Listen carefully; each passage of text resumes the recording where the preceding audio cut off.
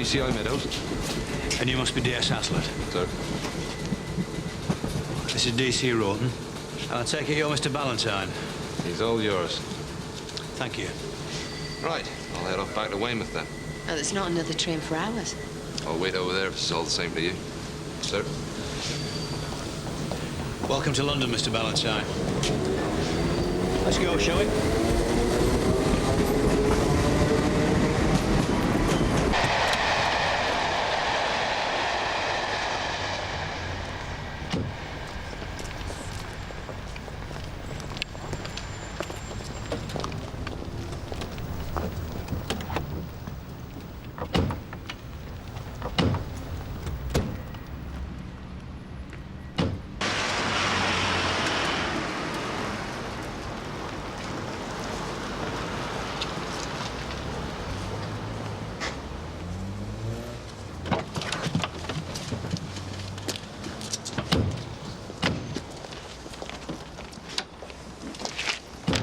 Right, here you are. After you.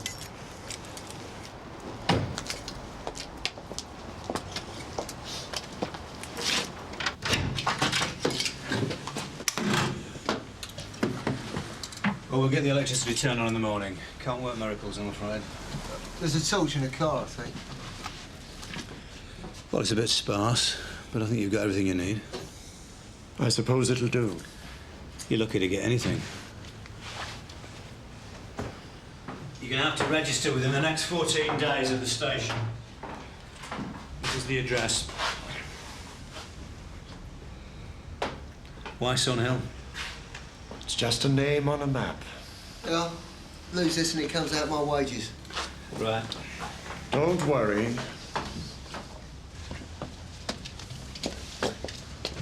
Right, anything else you need? No. Charmer. Well, what do you expect? He's not exactly on anybody's Christmas card list, is he? You're planning on telling them who their new neighbour is? No, it's better that we're the only ones that know. You're taking a bit of a risk, aren't you, Gov? Well, the only people that know he's here are 3 people from the council, 2 from social services and us. And we're not going to be telling anybody else, are we? Raymond John Ballantyne, age 54, various convictions for indecent exposure and assault. He was convicted in 1990 on 2 counts of abduction and indecent assault against juveniles and sent down for a total of 14 years. Ballantyne arrived in Sun Hill late last night from Dorset. Oh, great. Those crimes were committed in Norfolk, weren't they? What's your point, Tony? So why is he here all of a sudden? Well, he can hardly go back to Norfolk, can he, Tone? He's a free man. He can go where he likes. I shouldn't think he'll want to stay here long anyway. Mr. Meadows has decided not to alert the public to Ballantyne's presence in the area. What? Oh, all right, all right. Now, the media don't even know he's left Weymouth yet, but when they do, they're going to want to know where he is. And I don't want them finding out from anyone in this room, all right?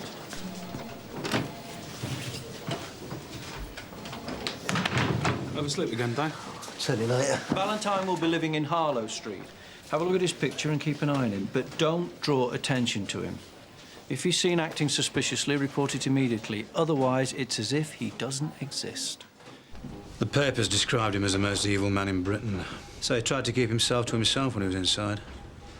Didn't stop people getting to him, though. And as a result, he now walks with a stick. How long has he been out? He was released 8 weeks ago. He's been wandering around the south of England, trying to settle down. Then why is he washed up here? Well, he chose us. I reckon he fancies his chances in the big city. Well, couldn't Weymouth have given us more warning? Well, they've done the best that they could. I mean, technically, he's a free man. The council arranged for the house in Harlow Street. Nothing else we could do. Apart from decide whether to tell the locals. Well, under the circumstances, we decided not to. And you should have consulted me first, Jack. Well, the risk assessment group only had a couple of hours, sir. We looked at all the psychiatric reports and we classed him as medium risk. And you think it's all right to expose the citizens of Sun Hill to medium risk, do you? Sounds like a radiation leak. Well, Ballantyne claims it is a changed man. He says it is no intention of reoffending. Now, I know, sir, that sounds like the fox promising not to raid the chickens, but at some point, somebody's got to try a different approach.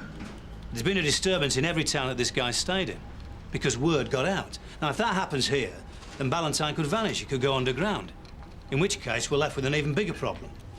And what happens if the press do find out? Have you thought of that? Then we're back to square one. You could have refused, couldn't you? I didn't know, did I? I was doing Meadows a favour, that's all. I had no idea I'd be ferrying a child molester around. I'm not exactly thrilled about it myself. What's he like then? Well, I didn't take him down a pub, Tone. There's just one thing I want to know, Dave. What, George? Did he offer you a sweetie? You're sick. Yes, sir. Can I help? I'd like to see DCI Meadows, please. Yes, sir. Can I ask you what it's in connection with? Could you please just tell him I'm here to see him? Yeah, but you see, Mr. Meadows is a very senior officer. You're going to have to give me a name at least. Ray Ballantyne. All right, Mr. Ballantyne. Would you like to take a seat? Right, if you just sign. I know. Thank you.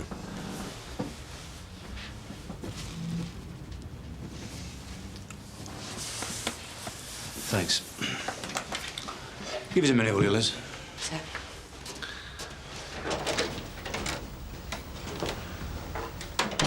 Mr. Ballantyne. Whatever you've got to say, I've heard it. Thank you. I'm trying to help you here. All right, go on. You came here for a fresh start. Well, you've got one. But if it's going to work, it's down to you as well as me. I'm aware of that. Right. Well, you won't mind hearing the ground rules, then. Firstly, if you leave this area, even for a few hours, you let me know in advance. I can't guarantee your safety off my patch. But you can on it. Secondly, you stay away from playgrounds, amusement arcades, and parks.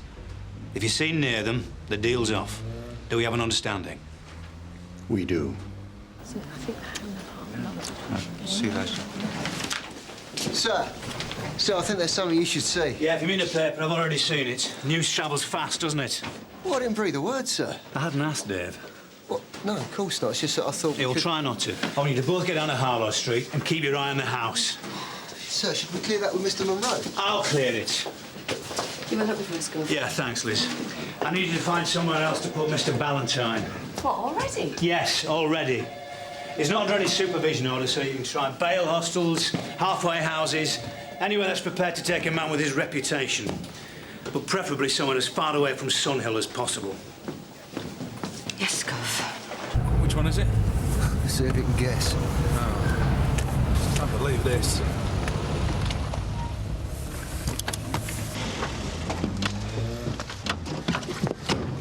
Excuse me, please.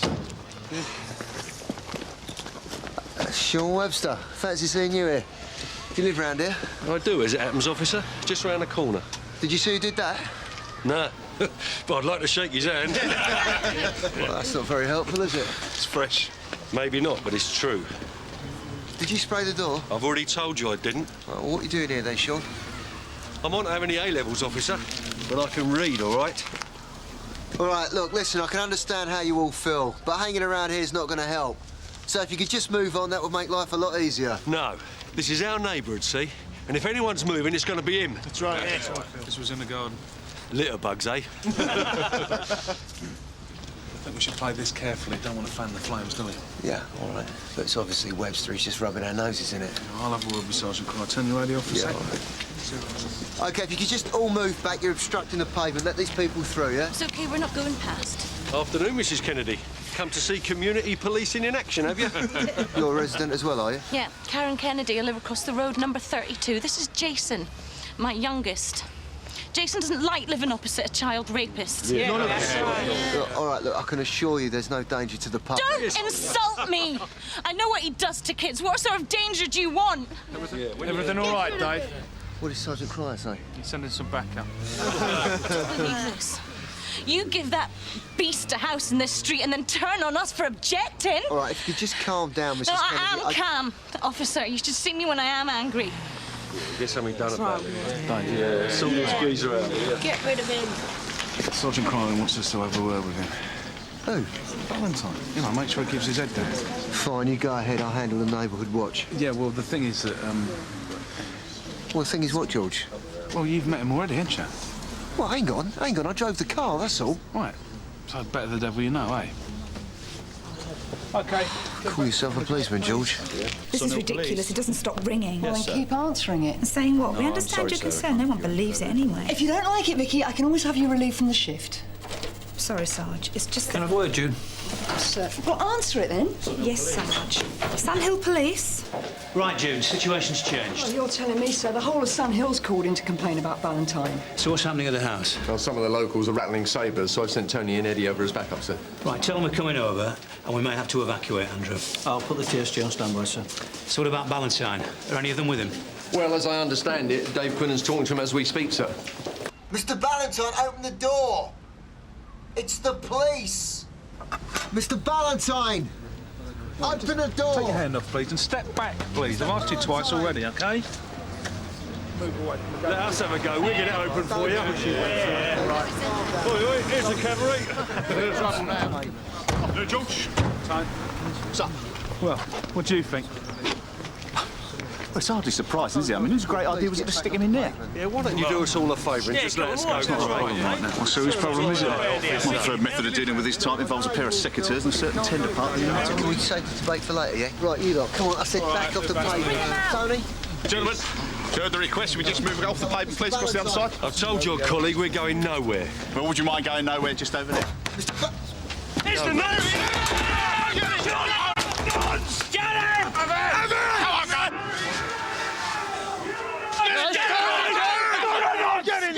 I thought it was them, trying to get me to open the door. Well, I made it quite clear who it was. I saw you standing there. Yes. Yes. Let's get out the hall, shall we?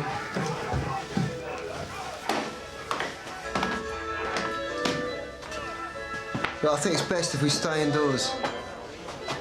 Where else am I supposed to go?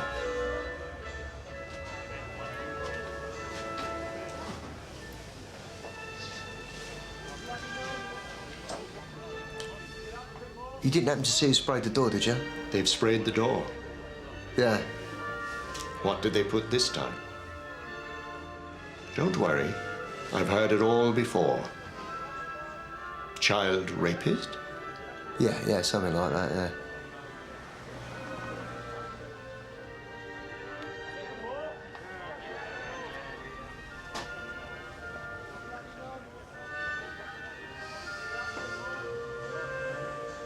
Mozart, is it? Mahler. Like classical music, do you? No, not really, no. Are you staying? Yeah, for the time being.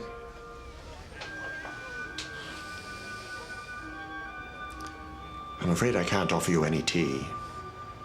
Unless you happen to bring a flask. Sunhill Police. Thank you so much for your call, sir. No, there is no risk to the public, madam. Sunhill Police? Do Yes, understand madam. What you're saying. No. Yeah. How long has he been missing? Thank you for the call, madam. And how old is he? He's 10. Right, I need to take some details. Sarge.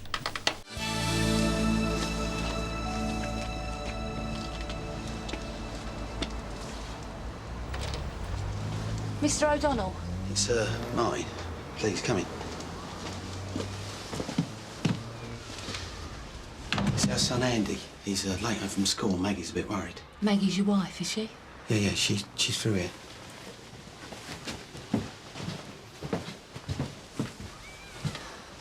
Hello, Mrs. O'Donnell. PC Page and PC McCann. We're here about your son, Andy, right? He should have come straight home from school. Have you called the school? Yeah, he left on time, and I've tried his friend Mark. He hasn't seen him either. Why is that man here? Excuse me? She means him, in the paper. Oh, I do understand your concern, Mrs. O'Donnell. If I'd have known there was someone like that living round here, do you think I would have let Andy come home from school on his own? Do you? Maggie, love, please, you're only trying to help. Look, I do appreciate how upset you must be. Mr. O'Donnell, can we have a word outside? Yeah, of course. Excuse me. I'm sorry about that. She's understandably upset. Yeah. Look, we're going to need to get a description of Andy. Oh, right. Well, he's about this tall. Right. He's 10. He's got mousy-coloured hair, brown. He's carrying a small rucksack and he's got his school uniform on. Which school? Plover Way. His teacher's called Miss Dunbar, Ellison Dunbar. Right. Well, we better go over there right now. All right. I'll get my coat. Well, actually, Mr. O'Donnell, we think it's probably best if you stay here with your wife. You never know, Andy might return here at any time. Are you sure? I mean, it's no problem. Oh, we're quite sure. Thanks. Is he coming out again or what? I doubt it. Well, if he does, be sure to give us a shout, will you? We'll be down a crown. We'll be sure. Not to bother. I can't believe what's going Mrs. on. Kennedy, why don't you go home too? We're staying right here. Yep. They might not be serious, but we are.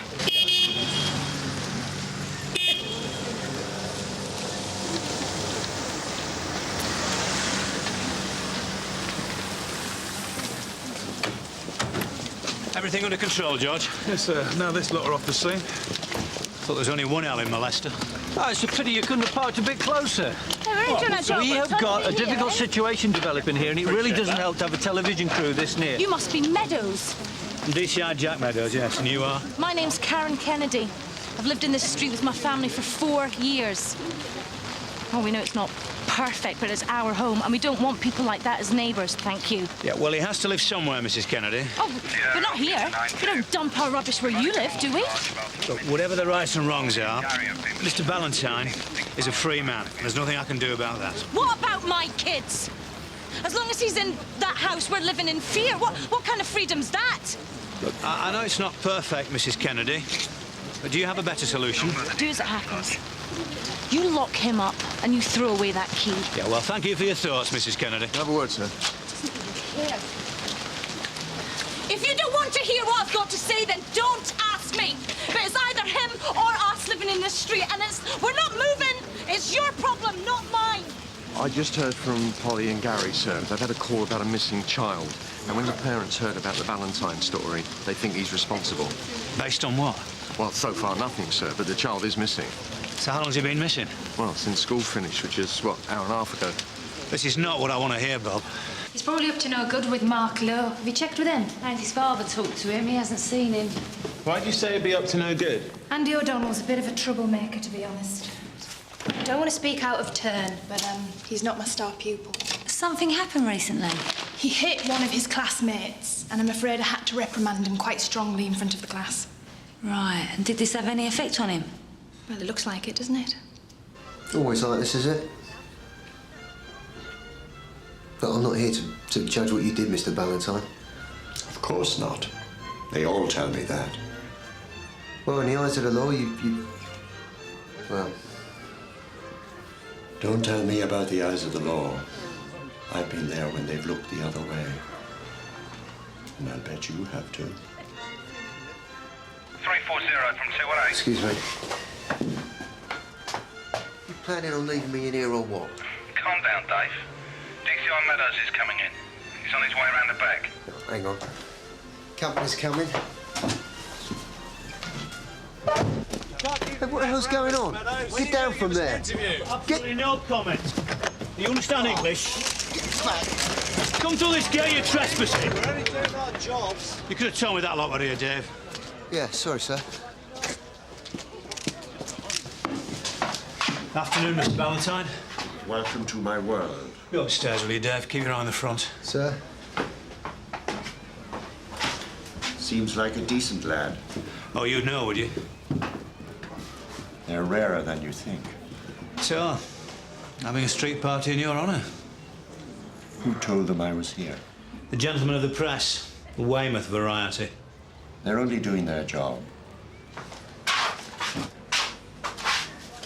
You realise you won't be able to stay here, don't you? Got any suggestions? DC Rawton's looking into it. I can save her the bother. You got somewhere in mind? There isn't anywhere, Mr. Meadows. As they say, you can run, but you can't hide. So you don't have any family to go back to? I was married once, believe it or not. I don't know where she is now. You think she'd want to see me again?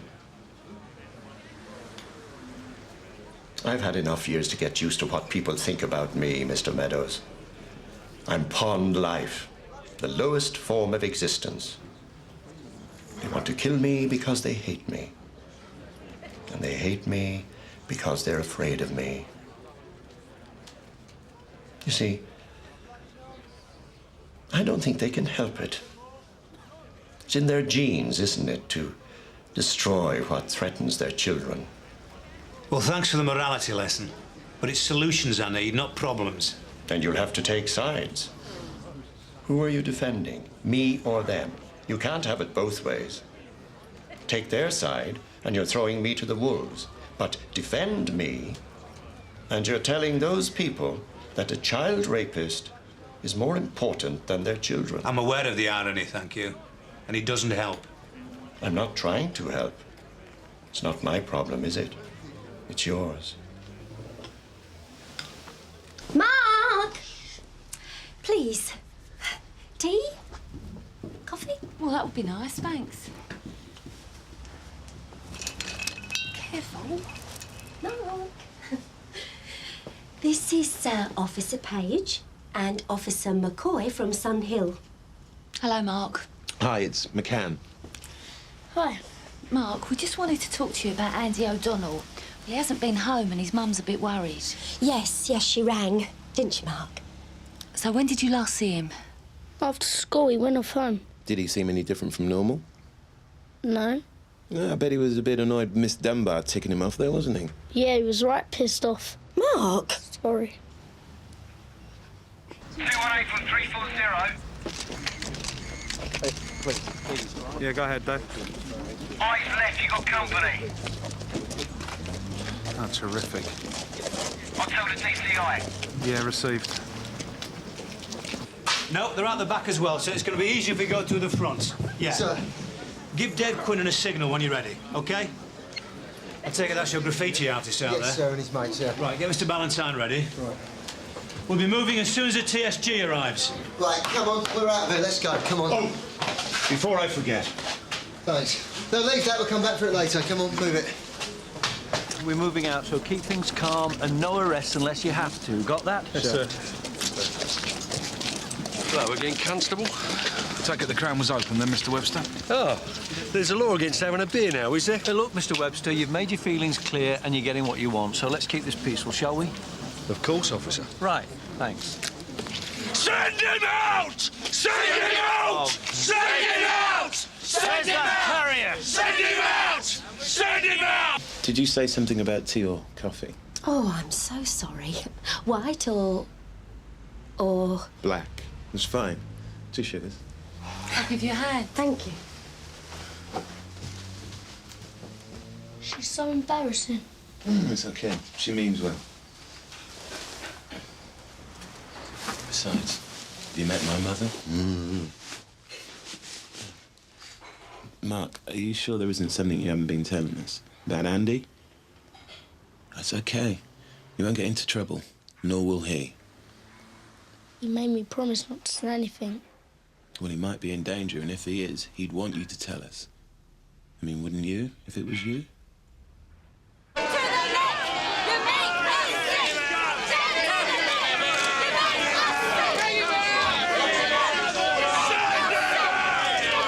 They'll be quicker than a minicab.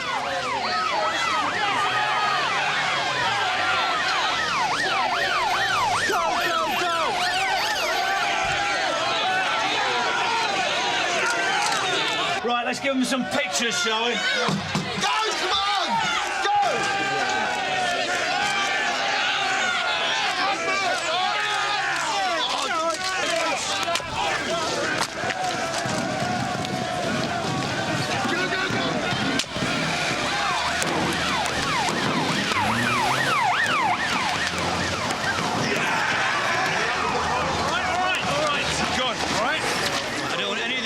In the house. Are you all right? I'll live. I'm sorry. Was it something to do with Andy getting told off? He said he's had enough of everything. Everyone hates him at school, except me. Miss Dunbar never listens to him. She just says that he's a troublemaker and stuff. So I said he's going to run away. He meant it. He told me not to tell anyone. Did he tell you where he was going? He didn't know, I swear. When was this? Right after school. Did you see which way he went? Mark, it's important. What happened to him? He went off, and this man started talking to him. Mark, what's up? It's all right, Mrs. Lowe. Let's just give him a minute. Go on, Mark. Tell me about this man. He was an old man. He had white hair and he walked funny. Walked funny? How do you mean? You know, he had a stick.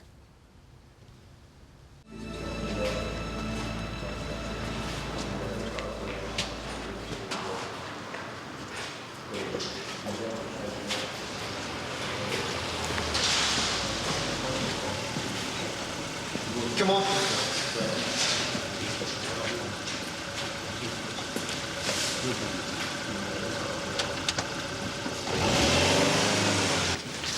Let's go to the desk. You look like a riot in an omelette factory. Glad you find it so funny, Sarge. Have your name, please. Valentine. Sorry about this, Matthew. It's all right, sir. You're lucky it's quiet. The female cells are free. Address? No fixed abode. Sorry, sir. Yeah, go ahead, Polly. Sarge, we've just been with Andy O'Donnell's schoolmate. He saw him going off after school with a man who matches the description of Ballantyne. Ballantyne? How good was the description? Old man, white hair, walks with a stick. The kid had no idea where they were headed. Right, I'll inform Sergeant Cry. In the meantime, you better start looking for him. Receive, Sarge. Looking? Yeah, you know, Gary, looking like you do with needles and haystacks.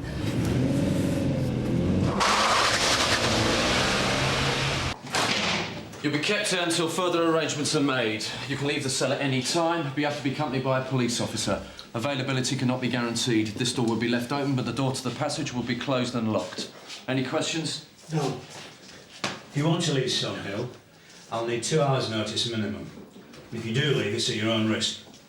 Now, PC Quinney could have been injured out there, and I don't want to take any more chances. I can't help the way those people behaved. No. It's in their genes, isn't it?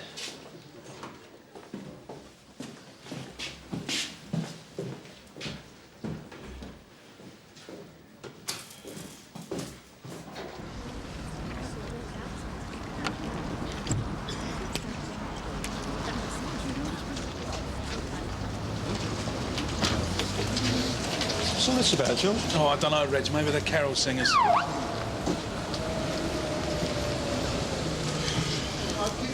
You could have given them a lift, couldn't you? No, George. Strictly impartial, remember? Yeah, it'd be different if we were off duty, though. I mean, where's it say we have to provide bed and board for scum like that? Can't see anyone bringing him his tea, that's for sure. Oh, I don't know. I'm sure he could ask Dave. Dave, why? Why? Because I think Dave's lost his edge, that's why. Leave him alone, he's only doing his job. That's not what it looked like to me. Why, what did you see? Well, let's just put it this way. I think I saw Dave going beyond the call of duty. I'll take that, shall I? Oh, yeah, be my guest.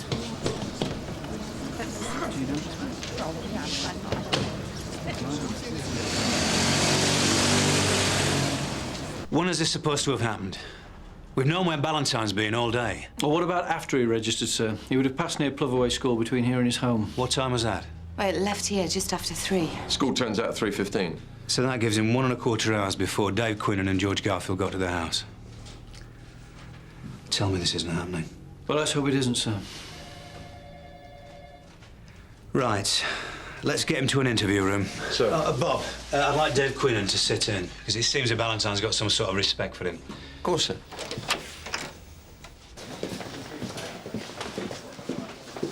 You should have some crispy bacon to go with him, Dave. Hilarious as ever, George.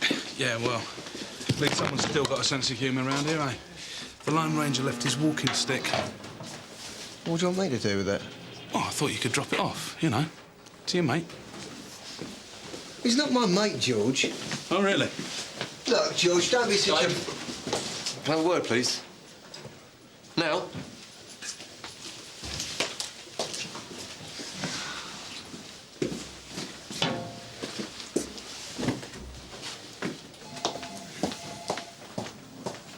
Thanks for doing this, Dave. Sir, can I ask you a question? Yeah, go on. What exactly did Ballantyne do his time for? Oh. Try this. He watched a little boy leaving his friend's house.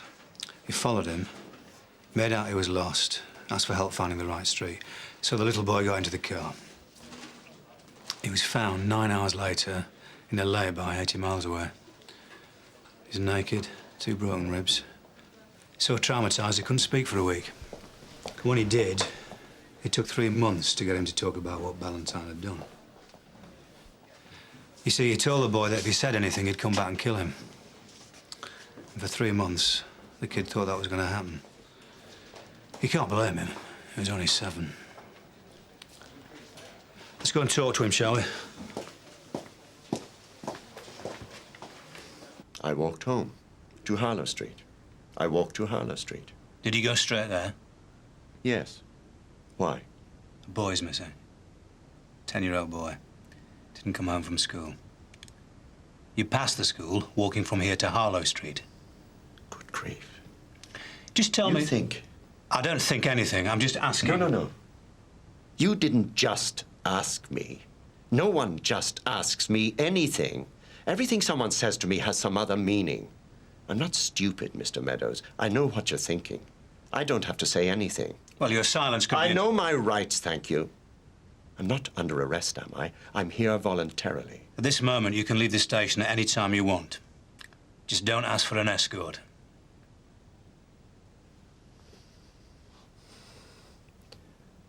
Did they follow me here? Some of them. Don't you people ever give up? They're frightened. You know that. Yeah. Look at me. Terrifying, aren't I? They hate you because they're afraid of you. Remember?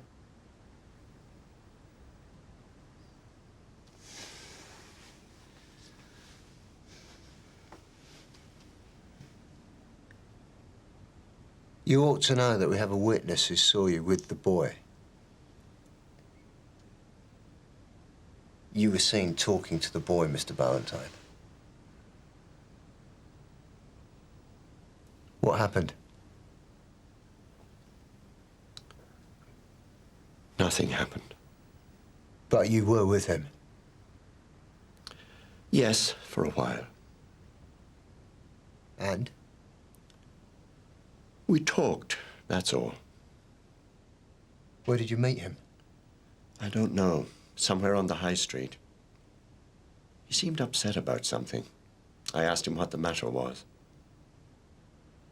Don't ask me why, I just did. There'd been some trouble at school. We went to a cafe. I bought him a burger. We talked about school, about how people can be cruel. He told me he was sick of everyone making him do things all the time. Well, I knew how he felt. He wasn't a very happy kid. What did you do with him after that? For heaven's sake, nothing. Well, you can't blame him for being skeptical, Ray. Look, there's something wrong with that boy. He's scared. I could see it in his eyes.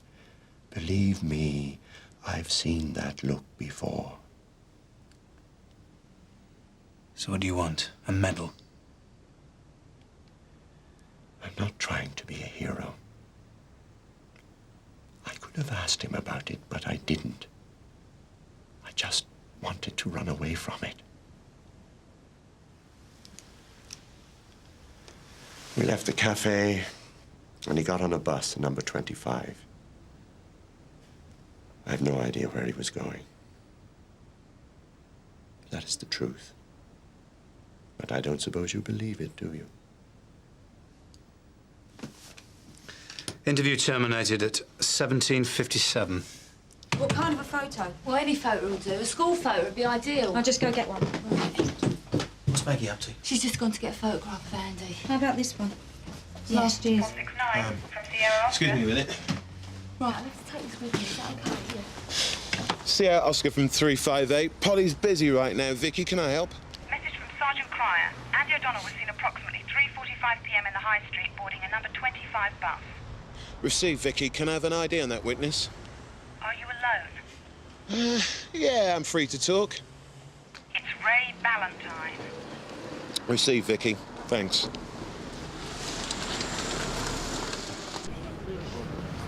Well, that'll look good on the news. Sir? Candles. They're holding a candlelit vigil. I'll say she's not media savvy. So I can't blame her. She wants him out and I want him out. You got any suggestions, sir? I don't care what you do, Jack. Just get this sorted. It'll cost us thousands keeping him here. I'll have to justify that to area, the media, and that lot out there. And we're not running a hostel here. I want him moved by tomorrow morning. I don't care if it's Barn Street or Barrow Village. Just get him out. Sir. Number 25, that goes up west. Well, they've got on board security cameras. It might be worth checking the footage. All right, we'll get on that. Right. Do you reckon that might mean something to Mark Lowe? What, the bus route? Well, it's worth a try. Well, that's good enough for me. Yeah, Dave. What do you plan to do with this lot?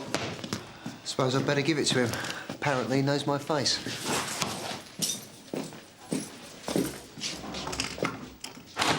Make his day.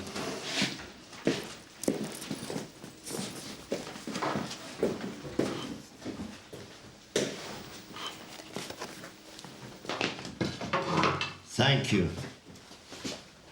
Thought you were asleep. I was. Where I've been these past few years, it pays to be a light sleeper. Right, well. Have they found that boy yet? No. No, not that I've heard. Poor kid.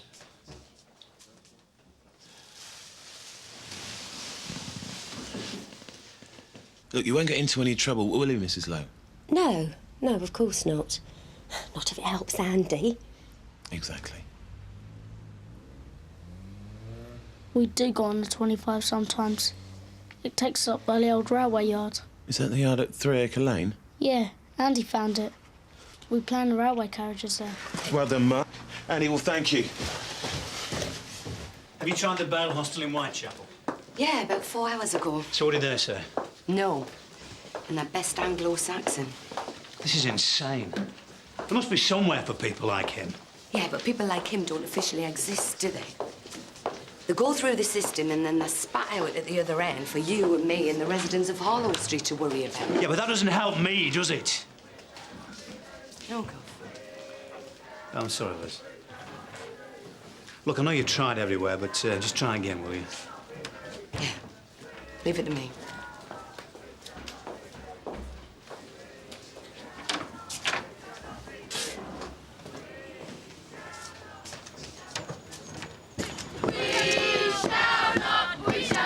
Mrs. Kennedy?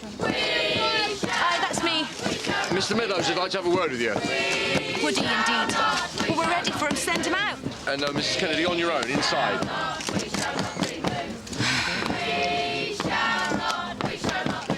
All right. I'll just see what he has to say, OK, and I'll come back and tell you, OK? Thank you. No, this is a private conversation, gentlemen. Thank you. Thank you, Bob. Sir. Something you want to tell me? We're not on your street anymore, Mrs. Kennedy. We're on mine. So do you mind telling me what's going on? You already know that. You've got what you want, haven't you? We both know that Ballantyne can't stay in there forever. So where's it going to go to next? I'm afraid I don't know. Which is exactly why we're here. We're trying to sort out some proper accommodation for him. Somewhere appropriate. What does that mean, appropriate? Appropriate for who? For my kids or for the poor kids in whichever street you dump them in next? And what about your kids? What do you tell them? That there's some nasty man after them? They have to know the truth. Yeah, well, you tell them from me that whoever's after them is not the man I've got safely locked up in one of my cells. Excuse me. I hope they have sweet dreams. I hope you do too, Mr. Meadows.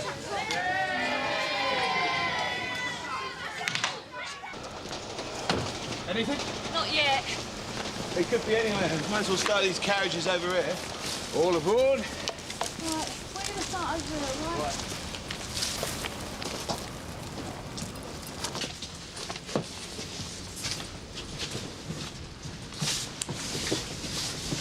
Take a look up here.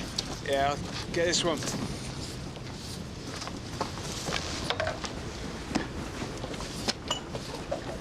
Turn. Down there.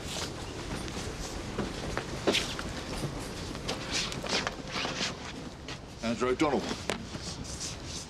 469-595. There. Think we found him. On way!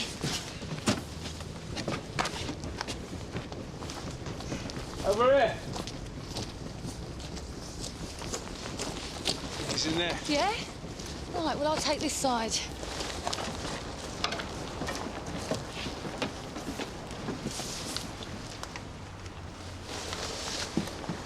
Yeah, he is in here. There's a hole in the door. I'm going to try and get through.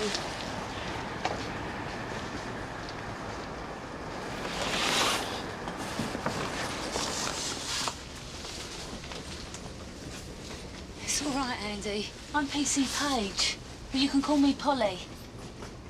This is a really good camp you've got in here. Bit small, though. Shall we go outside? There's more room out there. Are you hurt? No. Look, Andy, you're not in any trouble. We're just really glad to see you. You're battling me. Sorry. That better? Well, I'm not in trouble. How come they called the police? Well, just to help find you. Your mum and dad are really worried about you. Andy, you all right? I don't want to see them. Well, they're not cross. They'll be really happy to see you again. I'm never going back there. Look, Andy, I'll tell you what. Me and you will make a deal.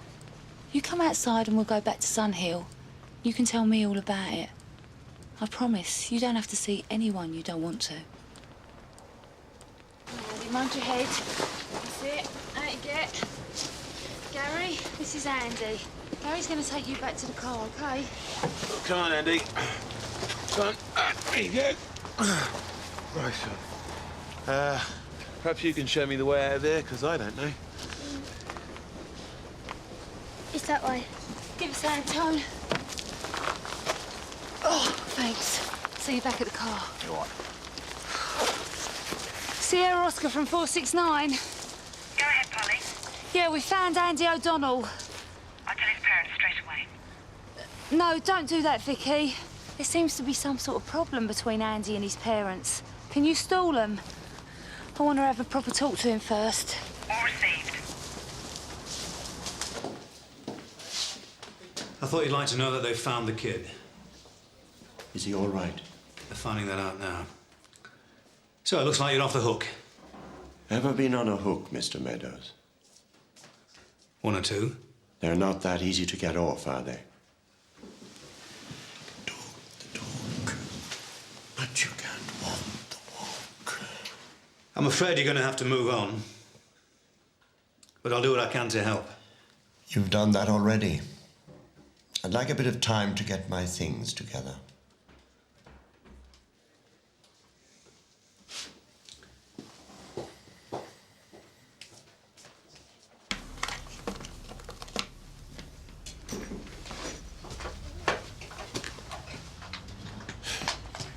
There you go.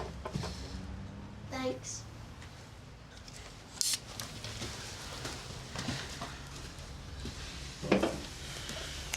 Right then, Andy.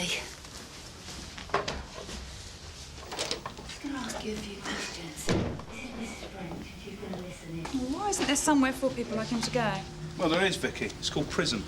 Yeah, I know, but when he's served his time, where's he supposed to go then? I don't know. Why don't you ask Dr. Doolittle? Dr. Doolittle? Yeah. He talks to the animals. Save it, George. I've had enough today. No, it's a serious question, Dave. We want to know why this bloke Ballantyne is causing so much fuss. You know perfectly well why. Yeah, but you've spoken to him, haven't you, eh? So come on. What's he like? You really want to know, yeah? Yeah. He's just a sad, lonely old bloke, George. Yeah, my heart bleeds. It's easy for you to hate him if you haven't got to look him in the face. Well, I don't know. I haven't looked at it as much as you have I? Yeah, and we all know why that is, don't we? Why? Because you bottled out, that's why, George. You do what? You know what I'm talking about. He knows your face, Dave. What's the matter, George? You can't handle it?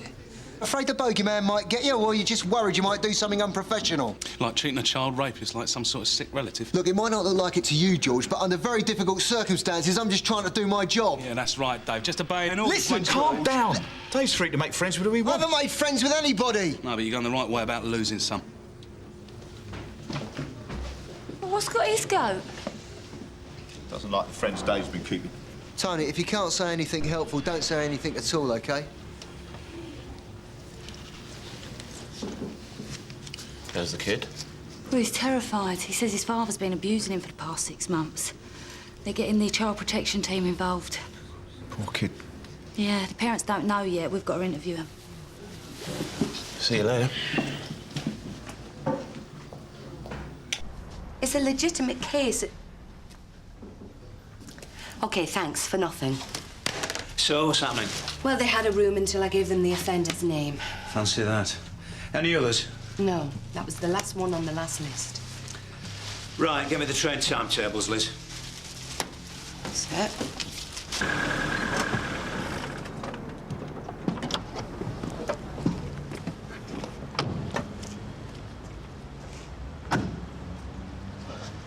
Any news? Yeah, we found Andy. He's fine. Oh, thank heaven.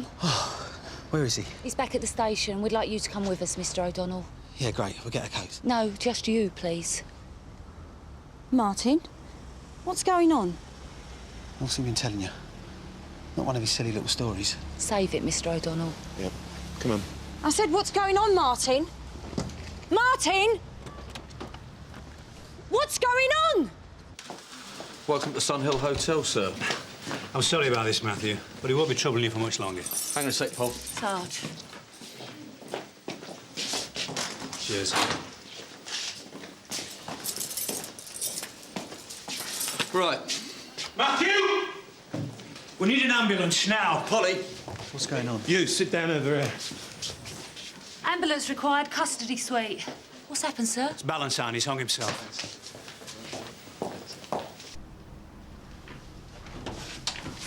Hi, Jack.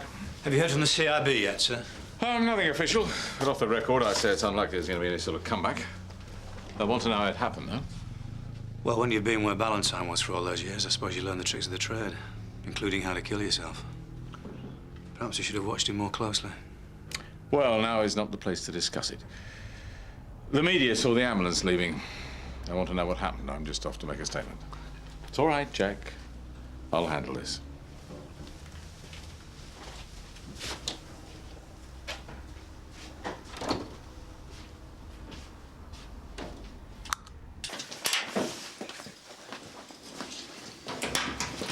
All right. Look, sorry about what happened today, OK? What, Ballantyne hanging himself? No, you're not. No, you're right. I'm not. You are, though, aren't you? Yeah, if I'm honest, George, yeah, I suppose I am. And before you say anything, I never made friends with nobody. You know how I feel about his sort. But, well, should anybody be driven to that? I don't know. No, I suppose not. Hey, look, you fancy a pint? Maybe tomorrow.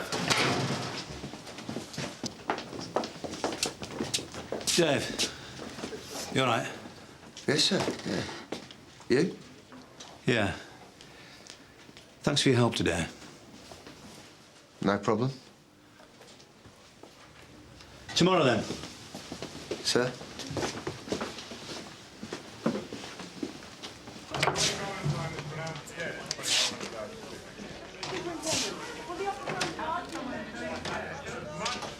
Tell you tonight, I'll be making a full statement in the morning, right? Thank you very, very much. How do they take it? Like the true professionals they are, Jack. Good night. Good night, sir.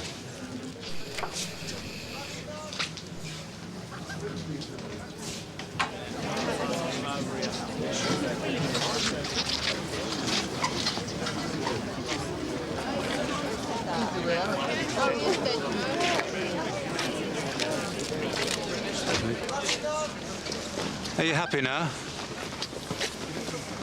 Mr. Meadows, don't blame us. We were just protecting our kids. That's all.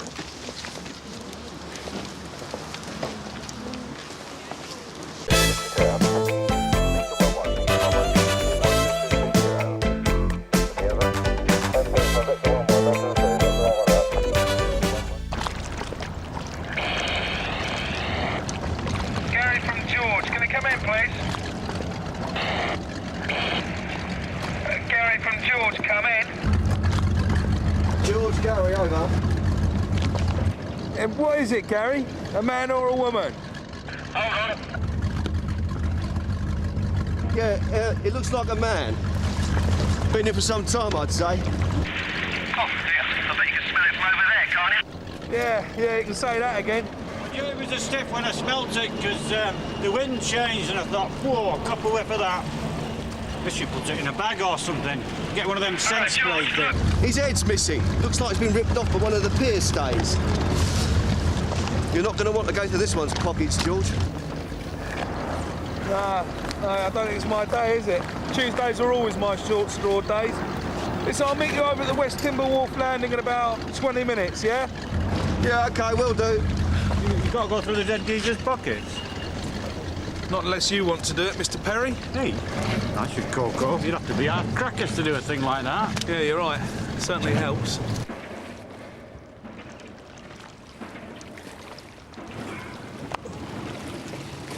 You sure you don't want a cup, George?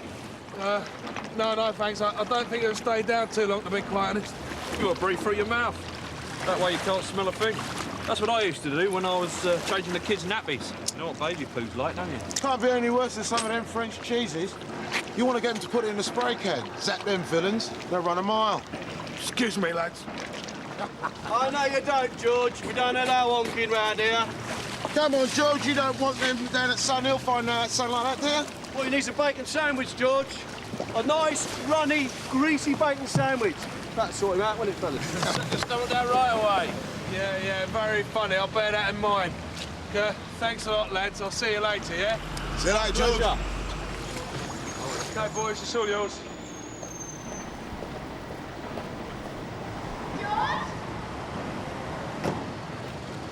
Carrie? George Garfield. Well, I never. Carrie, oh, what is it, Wilkin? No, Wickham? Wilson? George. Only kidding. Carrie Winkler. Mwah. Mwah. So what are you doing here? Well, I heard they put a body out the river, so I thought I'd come down, hoping that death would brighten an otherwise dull afternoon, as they say. And now I've seen you. I thought you were going to the Sun to be some sort of top reporter, no? What good memory you have. Things didn't quite pan out as planned. They never do. Maybe next time. So what are you doing now? I'm still at Sun Hill Chronicle. You know we just won the UK Press Gazette's award. We're a top paper. Oh, it's terrific. Yeah, I suppose so. So who's the stiff? Man, woman, young, old? Man. No ID. The river police reckon he's been in the water for ages, and I mean ages. He'd gone off big time. You know what I mean? Yeah, I thought you looked a bit pasty. Look, George, believe it or not, I was going to phone you. Oh, yeah? And would that have been about you taking me out for lunch? What was it? I might even pay, I think the words were. And you held your breath, didn't you? Look, the offer's still open, but it's not always easy to get the perfect time and perfect place. Comprende? Oh, we're talking planetary alignment here, are we? Look, I'll take you, and you won't forget it. Don't worry about that. Now, this is something else. This is something that could have very sinister implications indeed. It's something I found in the Chronicle Archive building. Can't tell me. A load of missing X-Files.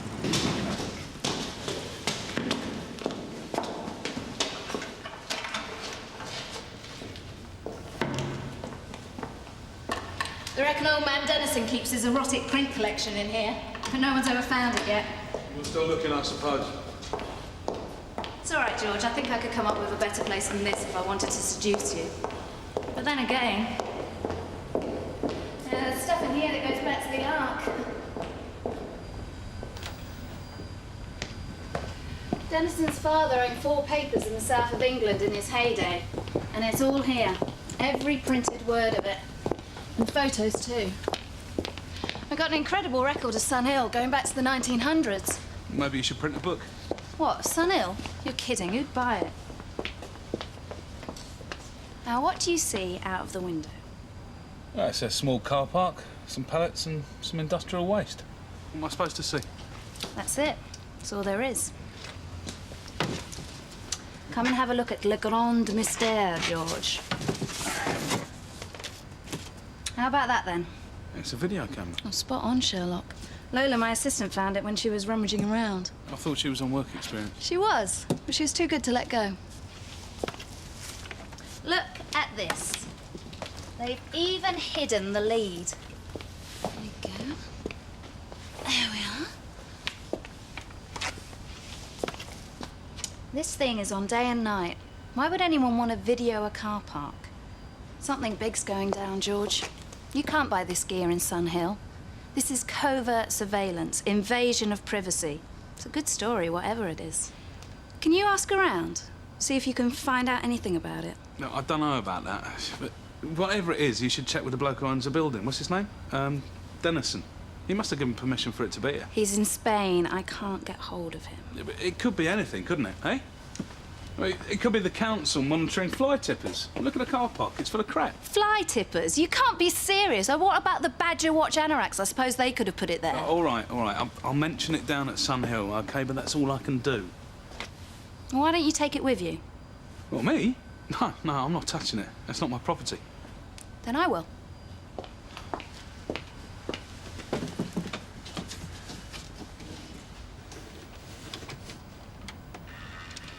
There we go. Now, if my hunch is right, some Jim will be around to fix it and we'll be waiting. Well, it's up to you, but I really would inform the owner of the building first if I were you. George, I am a can-do-now person. I can't wait. No, I bet you can't. About a month ago, we ran a competition in the paper, and the first prize was a trip to Normandy for two. Nobody won it. You should have seen some of the answers. Anyway, I've got the tickets sitting on my desk, and I thought of going this weekend. Do you want to come? Hey! Yeah, it's on the house. Make up for lunch. What do you say? Well, I'm a kind of sort of think about it type of person. Okay, think about it. Tick, tock. Carrie, just let me think about it, OK? 218 from Sierra Oscar. Excuse me. Yeah, go ahead, Polly. Can you contact Dr. Shea, the pathologist at Salthouse Boulter, please? Right, thanks, Paul. Can you give her a call for me, please? So I'm on my way over. Will do. Boat sails Friday afternoon. I'll bring my Rod Stewart tape for a bit of atmosphere, if you like. We've got a white male between 40 and 50 who's been in the water for some considerable time. I'd say at least 2 months. Must have been trapped underwater. Looks like he went straight in and got entangled in something. I can't do the post-mortem now, so should we go and get a cup of tea? No tea, thanks, Liv. Can you stick him back in the fridge for me, Stan? Do you reckon this is one for the murder squad? Right now, I wouldn't have thought so. Looks like the river police were right. Because the skin's so ragged, it looks as if the head's been pulled off by the barge chains. Either that or they did it, but they'd never tell you. It'll pop up somewhere. They usually do. Snag is, I can't get any fingerprints because the skin's been stripped off by the water. But did he have any tattoos or anything like that? The only thing he has got is a white scar above his left collarbone. I'm going to do a full post-mortem tomorrow. Do you want to come down for that? No, not really. Pick up the report from the coroner's office. If you don't mind. OK. Well, thanks for your help, Dr. Shea. All right, see you, George. Ta-ra. What did I tell you? Didn't I say that Jim will be round to fix it? Hardly had time to get back with Ezra, the photographer, when this white van turns up. And the driver looks a bit sort of furtive-like, makes his way over to the building, lets himself in, and we follow him up the stairs to the door of the archive floor, which is unlocked. How about that, then? And who do we find? It's none other than Mr. Angry, who's taking his toys away and won't tell us what he's doing there. He was, like, mega pissed off. He didn't say one thing. And then he just took off. I couldn't keep up with him because I had my heels on. Well, whoever he was up to no good. And I want you, George, to find out who the owner of the van is. There we go. They're all for you. I won't be able to tell you the result even if I do check it out. You know that, don't you? Yeah, but you'll let me know if it's anything sinister, right? Look, I've got to go. Lord Mayor's opening a Black Sisters cooperative. Oh, by the way, what about France? You coming or not? I'm still thinking about it. Dépêche-toi, alors.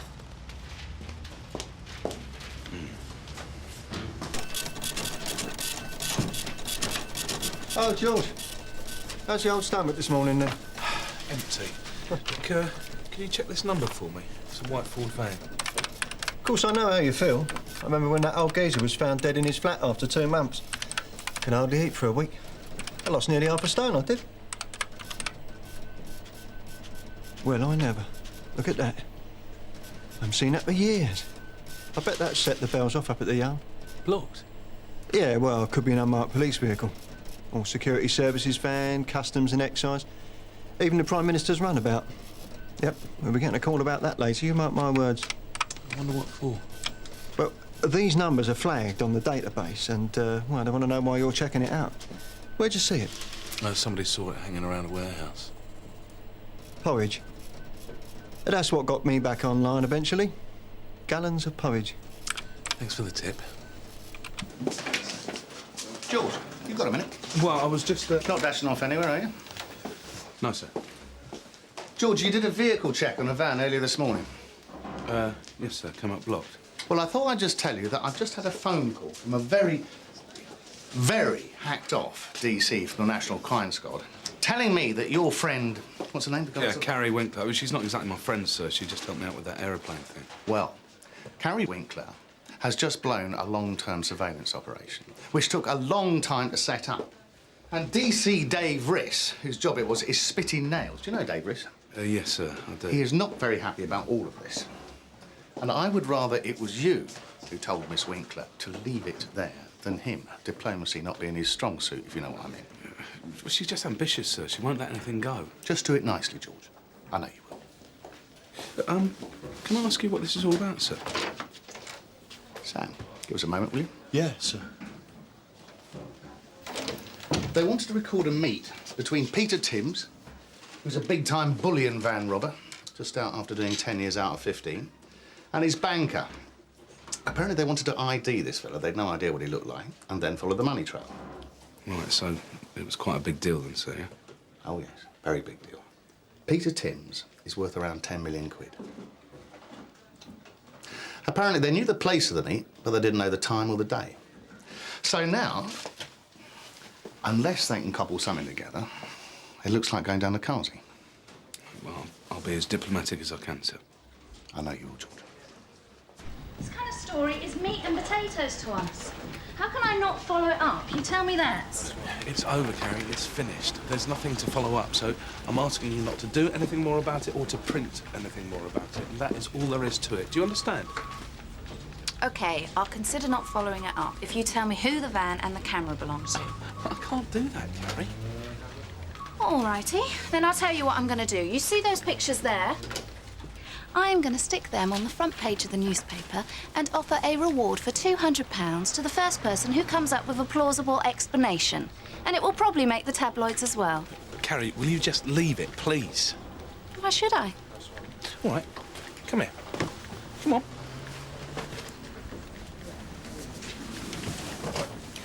Right, now, you sticking your nose in, for whatever reason, it's just cost the National Crime Squad a lot of time and effort. And because they had to pull their gear out, they had to abort a criminal investigation. That is what you've done. And let me just add, Carrie, that they are not very happy with you, and that is putting it mildly. It was the National Crime Squad. Well, why were they filming in a car park? What was the national crime? All right, 2 people were going to meet in the car park. And we're talking about big-time criminals, right? No, I didn't say that. Oh, don't tap dance, George. But nobody knew when the meeting was due to take place. Well, who are the people?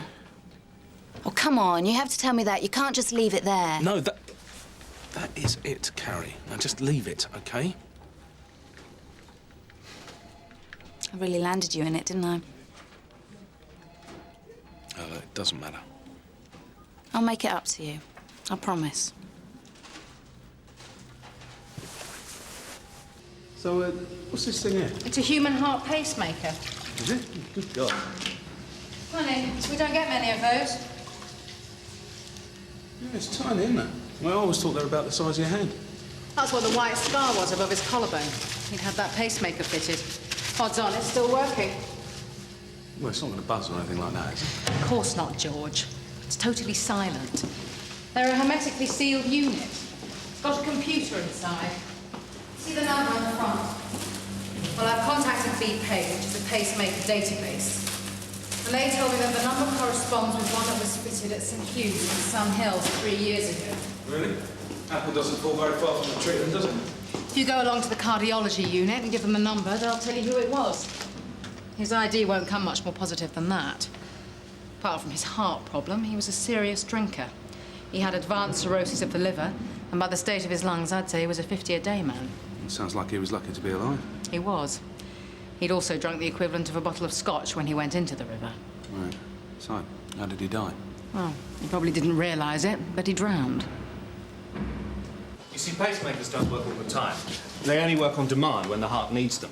So if we interrogate it, we can tell when was the last time it was used. What, you mean the exact date? Sure. You see here, this is where the pacemaker kicked in and worked for some time. About 5 minutes. And after that, there was no heart activity at all. So that's when his heart stopped? Well, let's put it this way. After this bout of activity, his pacemaker was never used again. OK, so what was the date? 7 weeks ago. That'd be 16th of last month. At, let me see. A bit like consulting the entrails, is this? Ah, yeah, here we are. At around 10:30 at night. Right. Would you be prepared to say all of that at a coroner's inquest? Sure. OK. And what was the man's name again? Morris Arthur Berry.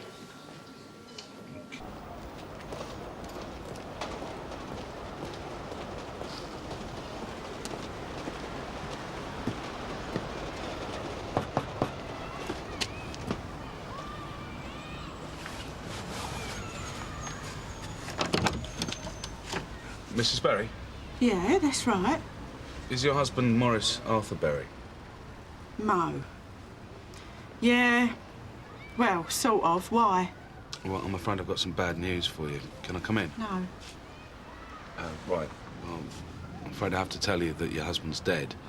He was pulled out of the river 2 days ago. You're kidding? No. This is a wind-up, isn't it? Julie! Julie, come here! Come to the door! Come here! What's the matter? What's going on? There's a copper here. It says your dad's dead. Mo's dead. They've pulled him out of the river 2 days ago. You sure about that? You sure it's him? Well, your dad did have a heart pacemaker fitted, didn't he? Yeah, he did. That'd be him, all right. I can't believe it. It's true. It's true, Mum. The old git's dead. Mo's dead. He's got his comeuppance at last. He's a goner. Fantastic! Banner winning a lorry! Oh, I love this day! Oh, God, I love this day! You are his next of kin, Mrs. Berry, yeah? Listen here, young man. Mo Berry was a stinking drunk, a child molester, and a cruel, cruel man. And when he went in that river, I hope he drowned real slow. And that's all I've got to say. Has he got any other next of kin at all? I don't know. I don't care. Let the social bury him. They kept picking him up out the gutter. Either that or they can throw him back in the river. This is one of the happiest days of my life. And I ain't had many of them. Bye.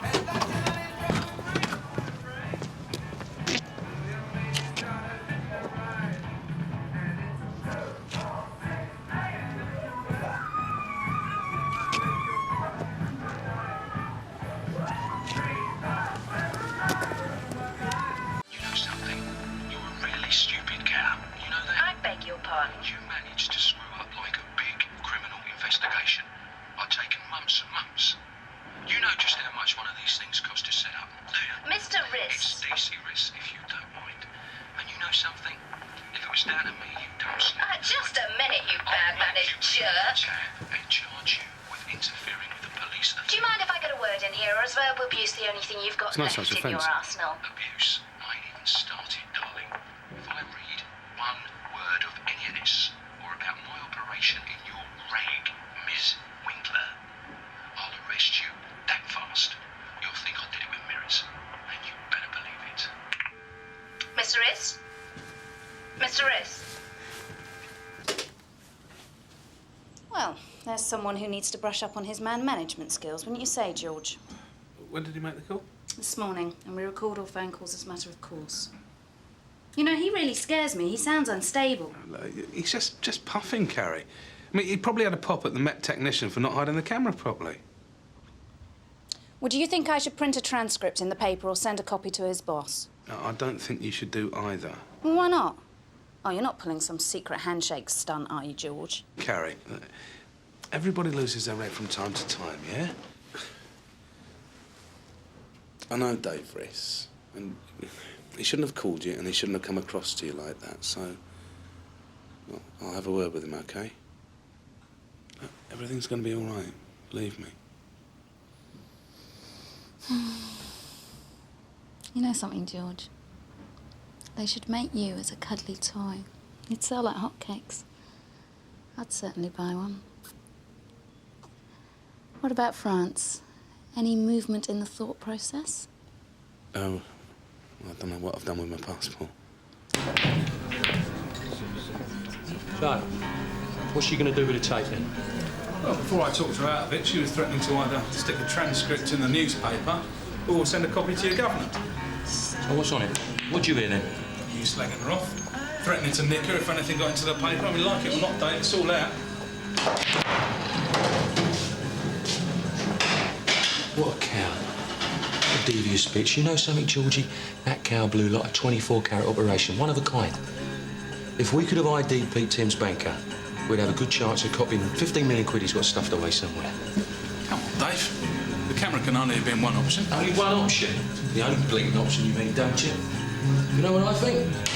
I think they met in the car park after she turned the camera off. Anyway, what's your interest in this? You screwing her or something? Listen, Dave, I came here in good faith to warn you about... Warn me about what? What are you going to do about it? You might have won the boxing shield, but if you want to make something of this, George, you'd be better off coming down here 10-handed. Listen, if Gary Winkler goes all the way with this, you're going to end up writing it. Do you understand? Big deal. I'm shaking, George. I'm losing it. Pass me those clean white fronts, quick. A simple apology might do the trick. Apology don't make me laugh. It's either on the blow to the flower shop or you start preparing your defence. Do you understand? Do me a favour, George. Get lost. You were never much good at playing pool either, were you, Dave? Any joy? Nah, ain't locked up yet. Ain't know nothing every Graham. Some kid will probably think it's a football, give it a good whack and his foot will sink in. Lovely. I doubt if it'll get past Gun Wharf anyway. There's a kind of inlet there, they call it the Black Hole. The current washes all sorts of rubbish into it. You want to come up poke around when the tide's out, George? Probably turn up then. Well, are you sure you couldn't have pulled it off, you know, when you hooked the body out? Pull it off? No, we didn't pull it off. Definitely not there. We'd have told you if we had, wouldn't we? Can't cover up a thing like that. Oh, no. Definitely not. 218 from Sierra Oscar. Excuse me. Yeah, go ahead, Paul. Can you call in to see a Miss Carrie Winkler at the Sun Hill Chronicle office? She said it was urgent. Yeah, thanks, Paul. Sorry, boys. Maybe another time, eh? So come on then, what's urgent? Well, you know you warned me to leave all that business about the meeting in the car park alone. Go on. I didn't. I decided to carry on where they left off.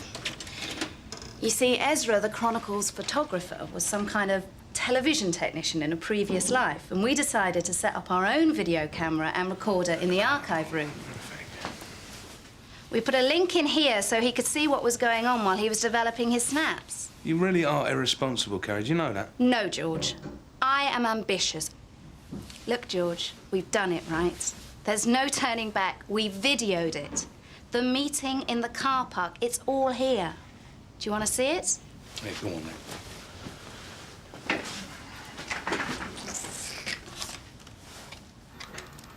Here we go.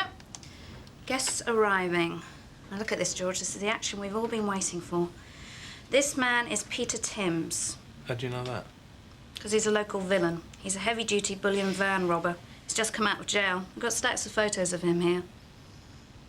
Now there's something coming up very nice. Look at that, George. Makes your mouth water. That's a 25 grand car. I'll do anything for one of those. Really? Well, almost anything. Now, if they would have been mafiosi, they would have kissed each other on either cheek, but we're far too attentive of that kind of stuff in this country, even amongst criminals. Now, this is interesting. Aren't they meant to have metal briefcases or Gucci attaché cases? Depends what's in it. Yeah, but a school bag, I ask you. So, what's in the bag, George? What do you think it is? Smack or cash? Do you want to know who the owner of the car is? How can you know that? Because I can. His name is Maurice Arthur Berry, and he lives in a council house on the Queensbury estate. Nice car for somebody living in a war zone, wouldn't you say? How do you know his name's Berry? Well, this is sort of the illegal bit, so let's just leave it at that, shall we? Just tell me how you did it, OK? We want immunity from prosecution, right? It's not treason, so just tell me. Lola's cousin in Barnet is a traffic warden, and she's married to a policeman, OK? Now, do you think we should give this to the National Crime Squad? No, I wouldn't do that if I were you. I don't think your credit rating's very high down there right now, so just leave it, OK? Sit on it. Don't do anything. Promise? OK, I won't do anything with it for the moment. Oh, I'm sorry, shall I... Oh, don't worry, we're finished anyway. Ezra took these stills from the video, so you can check out the registration, if you like. Thank you, I will. You found your passport yet? Yeah, I have, as it goes. Well, are you coming? Well, I'm not sure whether I'm on duty or not. Oh, well, look, if it's the money you're worried about, don't be. The Chronicles pay for everything. It's a freebie. I have to use up the vouchers. And we'll be staying at the Grand Hotel in Carver, where Proust himself stayed. You realise that? You do know who Proust is, don't you? Yeah, of course I do. He's the racing driver, and actually, it's Alan Prost. It's better quality than our lot, Goodwin. What's this guy's name? Ezra, sir, is the Chronicles photographer. How did she ID the car? Well, it's a little bit convoluted, but... What is it? Seems like the husband of one of her assistant's cousins is a copper somewhere in the Met. They must have run it through the PNC. And this is the guy who took the ID of the stiff? The headless stiff, sir. The headless stiff that was dragged out the river, right. Yeah, I couldn't believe it. I only went round to the house yesterday, and now Carrie Winkler tells me that the BMW is owned by Maurice Arthur Berry. Well, maybe it is his car. Have you checked? No, sir. And you ID'd him from his pacemaker? Yes, sir. So, no head, no fingerprints, just his pacemaker. You sure you got the right guy? You can't swap a pacemaker, can you, sir? And Carrie Winkler, does she know the idea of the body? Oh, no, sir. No, sir. I never told her who the stiff was. Well, she'd go off like a rocket if I told her something like that. Bit of a loose cannon, your friend, isn't she, George? Oh, no. I'd just say that she's, well, very thorough, sir. And you told her to keep this out of the papers, didn't you? Yes, sir. That's what I said. I think we better get ourselves a guarantee, George. Registered keeper shown as Maurice Arthur Berry. Find out who last accessed that information, George. Sir.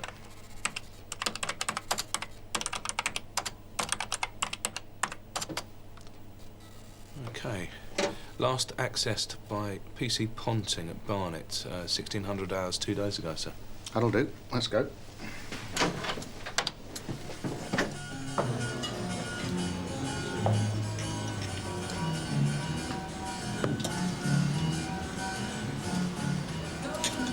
There you go. Thanks. Thank you, sir. So don't you guys ever meet in cocktail bars? Only the ones that serve curry and chips. Do you want to turn it off, please? Turn what off? Do you want me to do it for you? Touche. That's why I'm a DI, Miss Winkler. Call me Carrie. It's nice pictures you took. Very good quality. Better than ours. Thanks. I'll tell Ezra. George tells me that you've also found out the name of the owner of the BMW. That's right. So I did. I hope you haven't taken it any further, Carrie. Why not? Because I'd like you to leave it there, if you don't mind. It's all part of an ongoing police investigation. If there's any news in it later on, you'll be the first to know, I promise you. You've whetted my appetite now, Inspector. Then unwhet it, Carrie, for your own good. Look, if we hadn't have stuck that camera in the archive buildings, you wouldn't have any of this.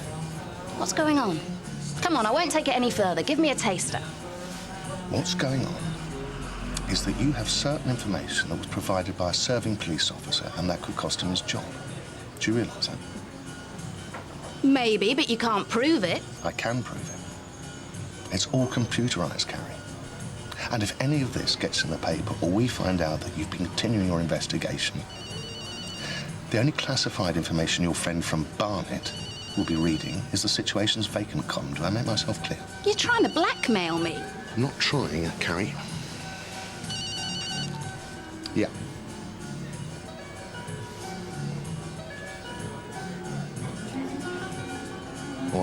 there in 10 minutes. Now, if you're patient, there might be something in this for you. Like what? A king-size poppadom? George, you talk to her. Make sure she realises I'm serious.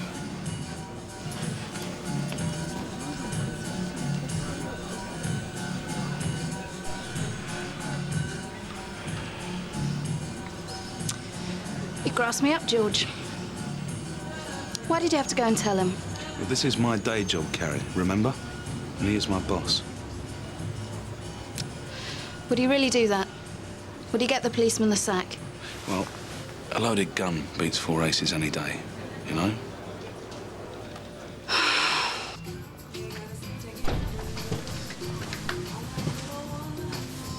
hello. How are you? Yeah, fine, thanks. You brought me some more good news, then? Oh, what is that? Here, you've not found an insurance policy in the old fool's trousers, have you? I'm afraid not. Do you want a drink? No, thank you, I'm on duty. Well, I ain't. Oh. Here, get us another one of them, Julie.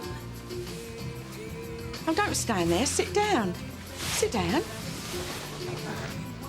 What do you want? I'd like to ask you a few questions about your husband. Late husband. And I still ain't burying him. We ain't lifting a finger to help him. We ain't giving him 1 penny. Ain't that right, Mum? If you say that again. Now, what's these questions you want to ask? Well, did your late husband ever own a car? A car? No, he never had a car. He couldn't even drive. Drove us both mad, though. That's all he could do. Cruel pig. It was always too smashed to drive. And if he'd had the money for a car, he would have spent it on drink. That's for sure. Would you be surprised, then, if I told you that an expensive BMW was registered in his name at this address? Surprised? Yeah, I would be surprised. Well, who's it belong to now?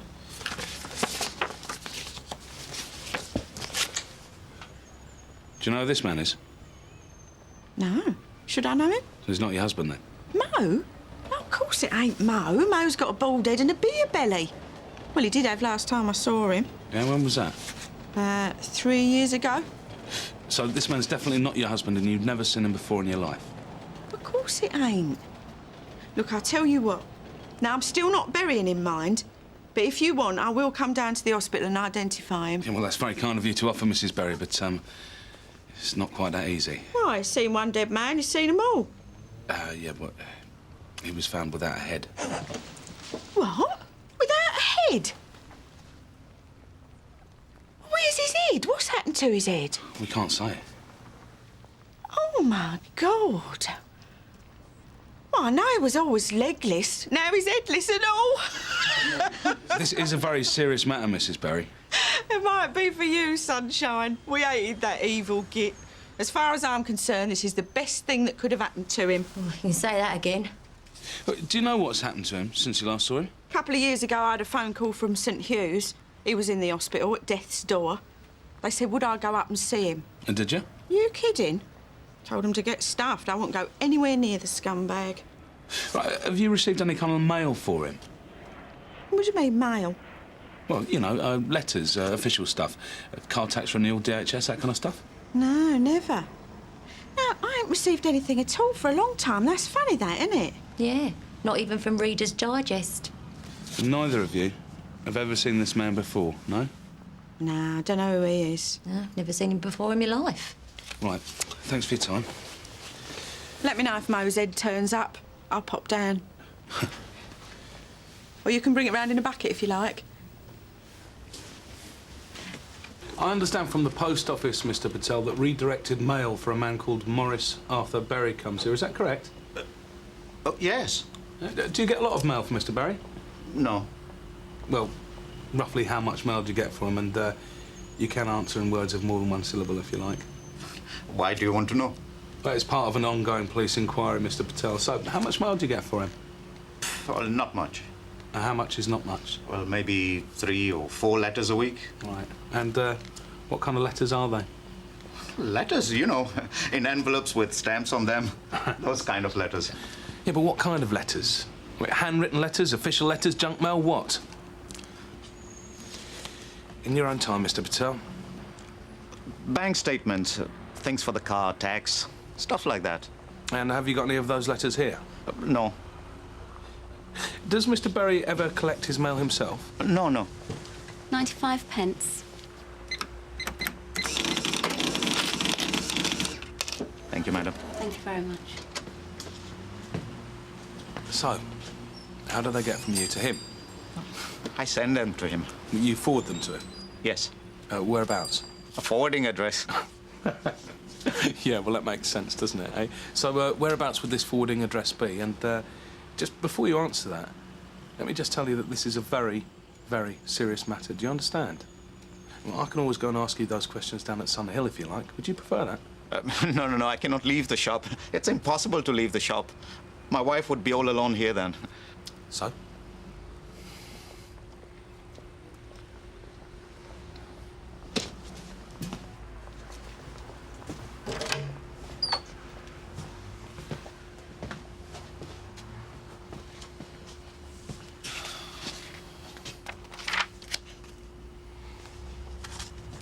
That is the address I forward the mail to. Hampstead Garden suburb, are you sure? Oh, yes, absolutely sure. So, how does he pay you? Cash, delivered in an envelope every year. How much cash? £300.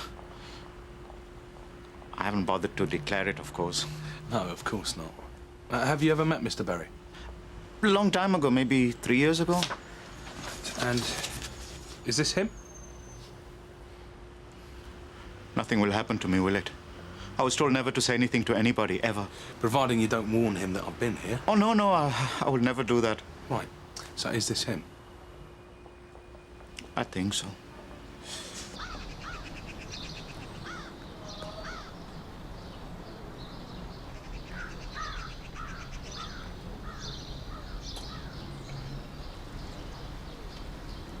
Can I help you? Yeah. How'd you get a gardening job round here, mate? It's not easy. No, I bet it's not.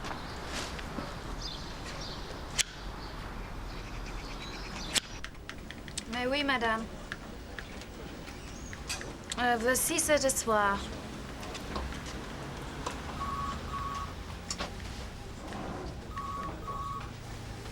Entendu. À demain. Yeah, au revoir.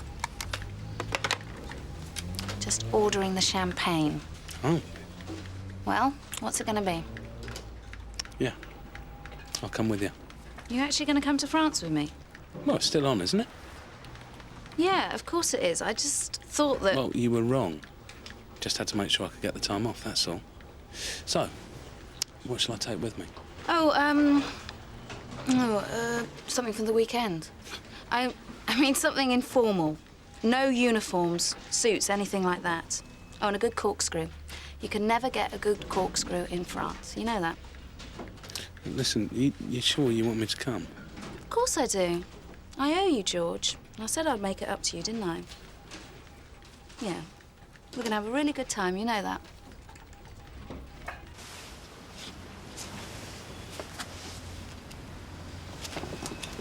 Excuse me? Yes, sir, yeah.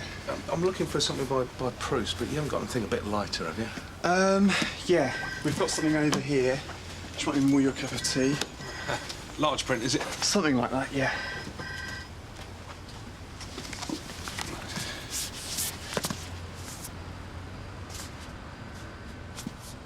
Well, I've tracked down a passport and a driving licence in the name of Berry. Department of Social Security are trawling through their files and they're going to give me a call if they come up with anything. And this is the bloke you spoke to outside the house? Yeah. I mean, he was standing as close as I am to you, sir. The people's names on the electoral roll who live there is Zwiebel, sir. You've got absolutely no doubt about this? Oh, no. The dead man is definitely Maurice Arthur Berry, and it looks like this Zwiebel bloke, Tim's banker, has taken his identity. Well, he must have taken it before Berry finished up in the river. You're absolutely certain about this? Yeah, let's CID check it out if you like, sir. No, I'll take your word for it. It's an extra bonus these days for a big-time money launderer to have a couple of extra identities. Does Carrie Winkler know about any of this? No, sir. Definitely not. I never told her the name of the stiff in the river, OK? But actually, if she hadn't poked her nose in, I wouldn't have made the connection. Sir, I've actually got a couple of my own thoughts about this. Well, do you think Zwiebel could have murdered Barry? I thought you said that the doc said he was drowned. Yeah, but he could have gone in with a brick round his neck, couldn't he? It's a nice theory. It's a bit short in the reality department. So what do we do now, then, sir? Well, we pick this Weevil bloke up, whatever his name is. We try and make a link between him and the corpse. I mean, this is iffy. This stinks. Say that again. Deakin? Yeah, he's here. See you. Yeah, hello. Hello, Paul. No, you're kidding. When was this? Right. Yeah. Yeah, I'll get down there straight away. All right, cheers. How about that then, sir?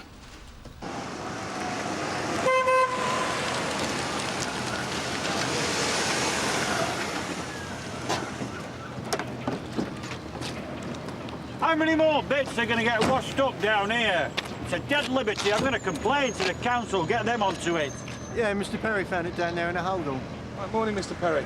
Twice in 1 week, eh? Really got the bonus for all this done, haven't you? So, like me show me where you found it? Well, walking on the sand down there and Pete here sniffed it out. I thought it was them drugs, but when I opened it up, there it was. Horrible. Well, I'm not going to tell you what I nearly did next, but I got out of there pretty sharpish, I can tell you. Oh, sorry, you get the fever from things like that, you can. But you just opened it, you didn't touch anything, no? Touch anything? Why would I want to touch a thing like that? Yeah. You're the geezers that touch stuff like that, not me. The doctor, Dr. Shane's down there having a look now. Right, Mr. Perry, you did very well. Thank you very much. Oh, God, following around up here. Keep the crowds back, yeah? Oh, yeah, Reg. Bit of crowd control. Yeah. Morning, Dr. Shay. Hello, George. You know D.I. Deakin, I take it? Oh, we go back a long way, don't we, Chris? Certainly do. What do you got? The severed head of an IC1, and I think we'll find it fits the rest of the body I've got back at the mortuary. Have a look. Cheese, everybody! Yeah, say that again. Listen, stay there, OK? I don't want you coming down here. Coming up fast and loose, are they, George? Dribs and drabs, Carrie. Dribs and drabs. Thank you. Could you move back for me, please? Just to, thanks very much. The neck's been severed with what looks to have been quite a sharp instrument.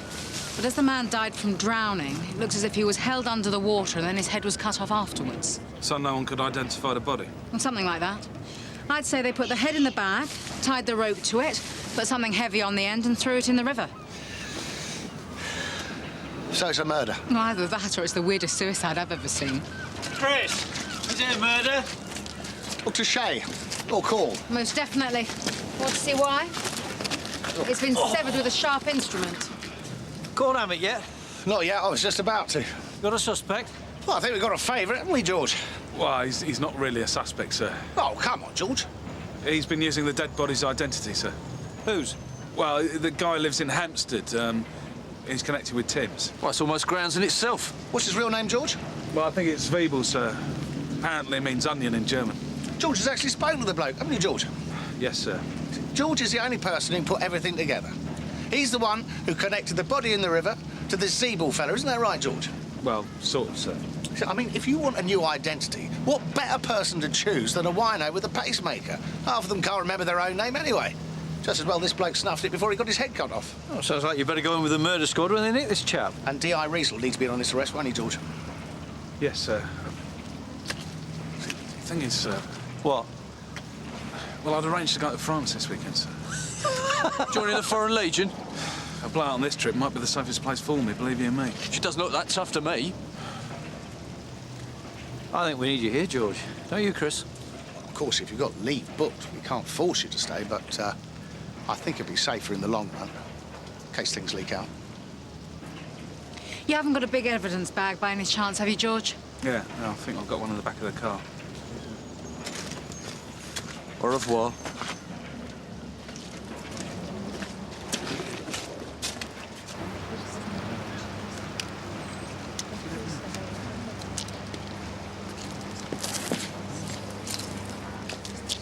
George. Madam, would you mind... Sorry, Reg. She's with me. What's going on? Is it a head in a bag? Yeah, that's right, sir. In the bag. Sounds like a chicken in a basket. I suppose it matches the stiff you pulled out of the river this week, does it? Something like that, yeah. Hey, guess who I got a big bunch of flowers from this morning? Go on. Detective Constable David Riss. Card said I'd know why he sent them. Made him an offer he couldn't refuse, eh, George? Yeah. You're not coming, are you? I can't. I knew you wouldn't. They don't trust you with me, do they? It's nothing to do with them who I go out with, all right? My private life's my own. Then tell them to get stuffed. This whole thing suddenly developed into a big deal. We're going to arrest somebody for murder. Murder? What murder? You never said anything to me about murder. Yeah, well, it's all your fault, actually. What do you mean it's all my fault? All right. That head in the bag and the body that we fished out the river on Tuesday, they belong to a man called Morris Berry, the real Morris Berry. Now, if you hadn't stuck your nose in, nobody would have made the connection between the guy in the BMW and the stiff. He's using the dead man's identity. So, you've only got yourself to blame if I'm not coming to France with you. I can't believe I'm hearing this. Well, if you hadn't gone around, like, photographing and videoing everything, then, well, we would have been enjoying ourselves on the other side of the channel. But now you're stuck here helping to solve a Grade 1 crime instead. Is that what you're beefing about? Look, crime I get every day, all right? I'm up to here with crime. But I've never been to Normandy in my whole life. Well, it's a one-off, never-to-be-repeated offer, George. You go and tell them that you're coming with me, or I'll never ask you again. Well, is you in or is you ain't? No, I ain't. Oh, you certainly make a good role model for schmucks, I'll say that for you.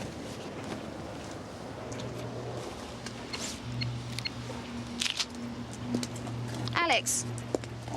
Carrie. Yeah, fine. Look, I've got a freebie weekend in Normandy for 2. You free? You want to give it a whirl? You do.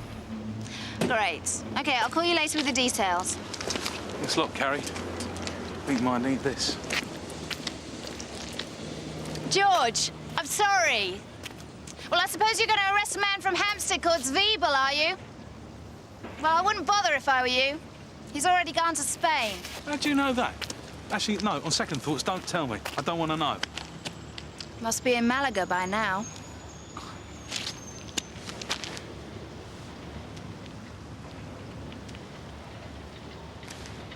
All right, then. If he is in Malaga, why don't you call that Alex bloke? Tell him you've lost the tickets.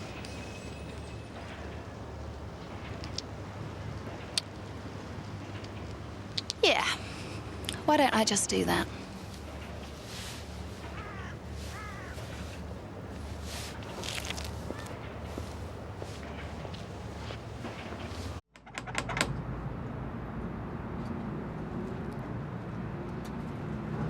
Hello? Sun Hill Police, Mr. Nichols. Will you come to the door, please? Mr. Nichols?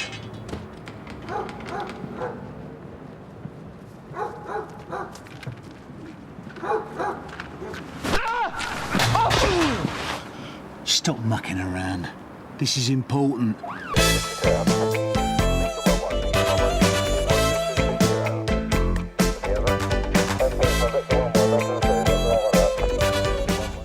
A woman so much as breaks her fingernail, you're round here hassling me. Yeah, life's a bitch, isn't it, Owen, when you got previous? What do you want? Sit down.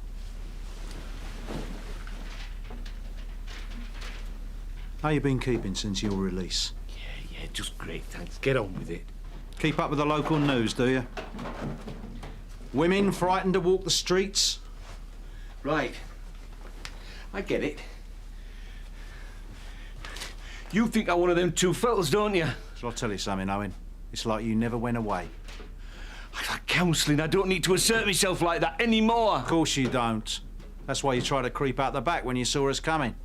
I only try and avoid you because I know what you're like, all right? I haven't got any mates. I haven't done nought.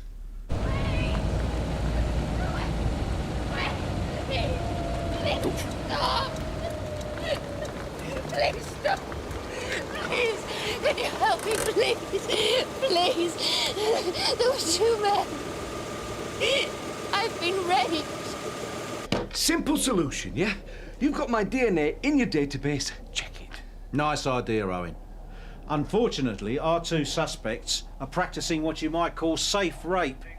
Yeah, well, it makes sense these days. Go ahead. Diseases you can catch. It's also pretty much what you'd expect if they knew their DNA was on file. I can't win either way, can I? Nick me if you want. Bang us up in the self at night. Be nice to have someone bring my breakfast. I haven't done out. And it's not going to stop them 2 blokes you're looking for either. Gov.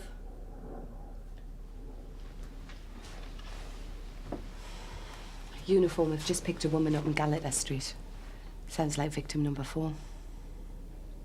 I didn't think it was him anyway.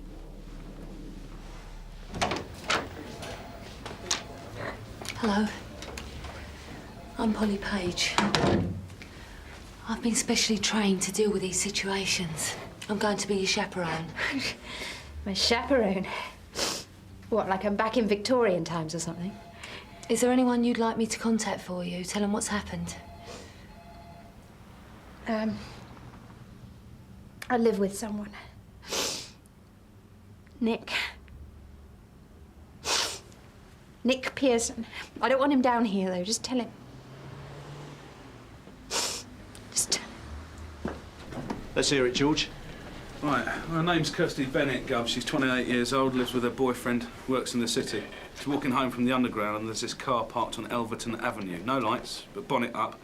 2 blokes doing something with the engine. Any idea what kind of car? Well, she said it was dark blue with squarish headlamps. A bit like this Ford Orion. Now, as she walks past, one of them says, "Excuse me." She turns round and they throw this blue plastic bag or sack thing over her head. Now, she shouts, screams and struggles, but they punch her a couple of times, throw her into the car. One of them gets in the back with her and the other one drives. Could you tell which one was which? Only that the rapist was the passenger, sir. Did he have his knife on him again? Yeah, he forced her into the car with him. Didn't cut her, though? No. Now, the journey only lasts a couple of minutes. Then they drag her out of the car, cross the waste ground, still with this plastic sack over her head, and she's too frightened to resist or to try and run away. Then the driver holds her down, passenger puts on a condom and, well, it doesn't last very long. Yeah, it never does with this one. He can hardly contain himself. But the driver didn't assault her? No, Gov, just this creep here, and pretty badly by the sounds of things as well. Sounds like he's developing a real taste for it. Yeah. Funny thing is, the driver's turned into a real gentleman. Now all he wants to do is hold hands. Once they've finished, they told her to stay where she was and not to move, which she did. She then dressed herself as best she could and made her way over to Galata Street, where we picked her up. Do we know the exact location yet? Well, she reckons it was under the trees, behind the playground. I'm sorry, Kirsty. I'm going to be as gentle as I can. If you could just stay still, then it really won't take a moment.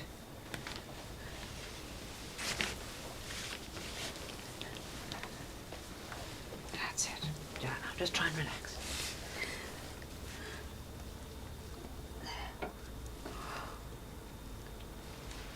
Are you OK, Kirsty? If it helps catch the bastards, I'll be fine. We've gathered some stuff down here, but I'm not sure how relevant it is.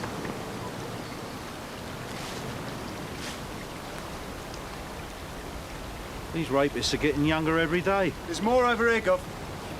All right, we'll bag it all up, the lot. And get it taped off. Oh, yeah, and let's get one of you authorised to stand guard till the morning. I'm looking for a volunteer. Well done, Sam. Don't worry, mate. I'll pop back every hour or so. Make sure you don't get too lonely. Yeah, you bring him a cup of coffee and all. That was the only good look I got at the one raping me, when the sack or whatever it was rode up. The rest of the time it was just glimpses of his feet, his legs, his hands, his belt buckle. Would you recognise him if you saw him again? Oh, yeah. But not the driver? He was about same age, same sort of size as his mate. And had a plaster on his hand. On the palm of his right hand. A plaster? Yeah, like one of those fabric ones, you know, that you cut off the strip. Probably came to about there on his hand. That's good. Think I'd find something better to worry about than the state of his hand. What about their voices? Did either of them have an accent? The driver was definitely East End. The one who raped me was, I don't know, posher, better spoken. Excuse me. What kind of things were they saying? You mean apart from bitch, slag and slut? To one another? Drive the car. Hold her properly. Stop her noise. Mostly just telling each other what to do. There's something the driver said, but he said it pretty quietly. Something about, Saturn. I think I've seen her in Saturn. What, like Saturn the cloth? No, like the planet Saturn. At least I think that's what he said. His mate just told him to shut up. Well, there's a wine bar called Saturn on Hambleton Green. Oh, God. I've been there. I was there for a drink the other week.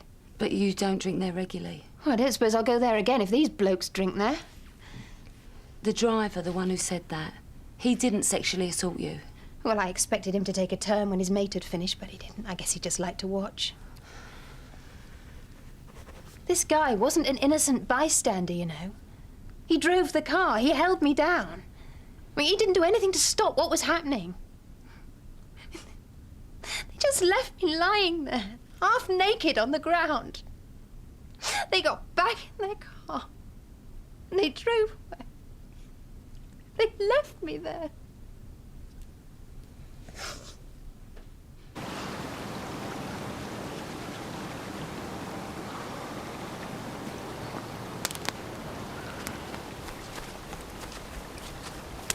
Hello? Dave? 340 from 416 receiving.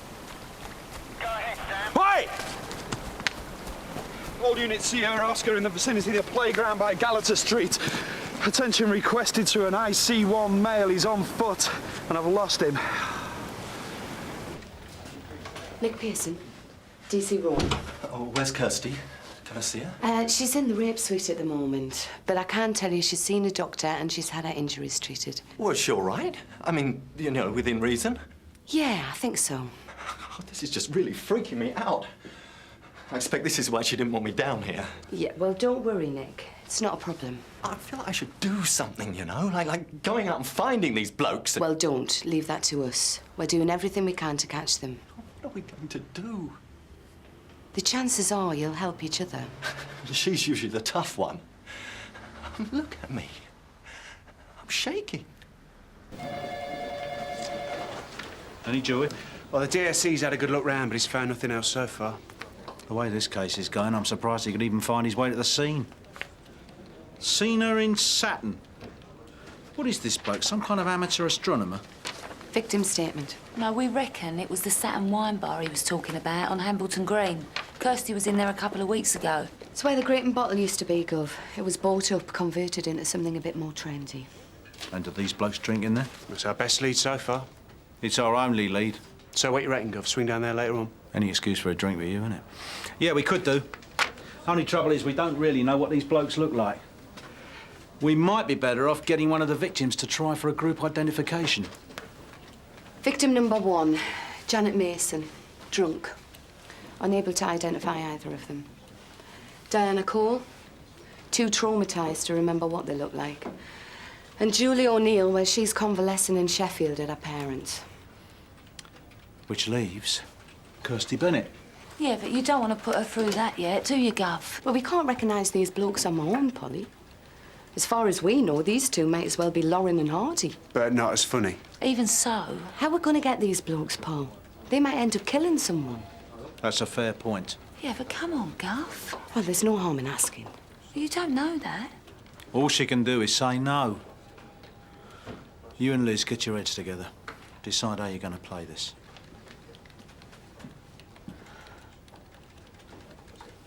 So what is it you want me to do? It's called a group identification. Basically, what it involves is going to the wine bar and just looking at the customers. To see if I recognise any of them. You wouldn't be expected to confront them, just point them out. Okay. Kirsty. Shut up a minute, Nick. We'd have officers inside and out, ready to move. I can promise you, you'll be in absolutely no danger at all.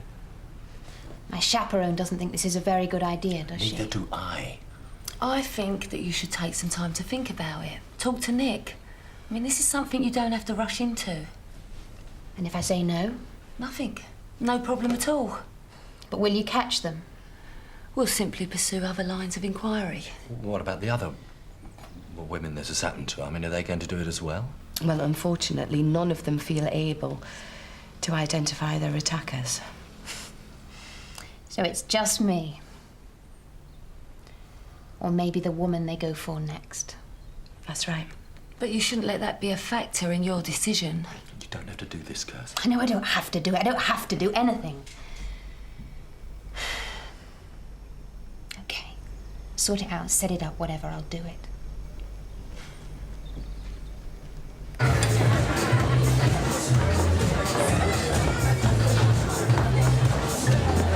You're right. Wait a minute.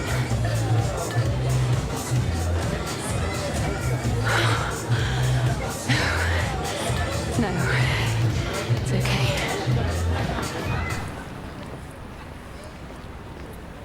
You talked her into it, then? Listen, if we're going to catch these blokes, there's no other option. That's the impression you gave her, is it? You've been talking to Polly?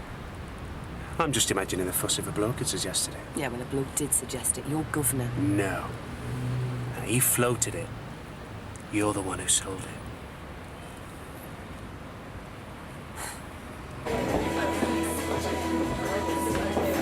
Kirsty? Can we have a bottle of this?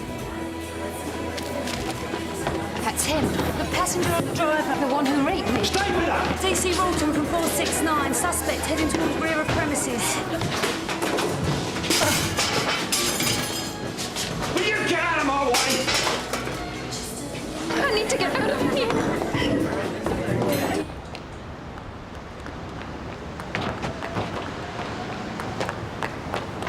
Hey!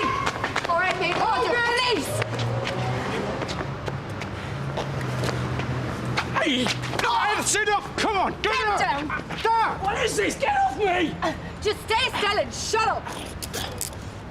Ow! That's too tight! Yeah, too bad. Ah! You all right? Get her off! She's hurting me! I'm arresting you for a serious sexual assault. What? You don't have to say anything, but it may harm your defence if you don't mention when questioned something which you'll later rely on in court. Anything you do say may be given in evidence. Well done, Liz. You all right? No, he elbowed it. No, I didn't. What's your name? Sutton. Craig Sutton. Well, Mr. Sutton, you ready to take our order now?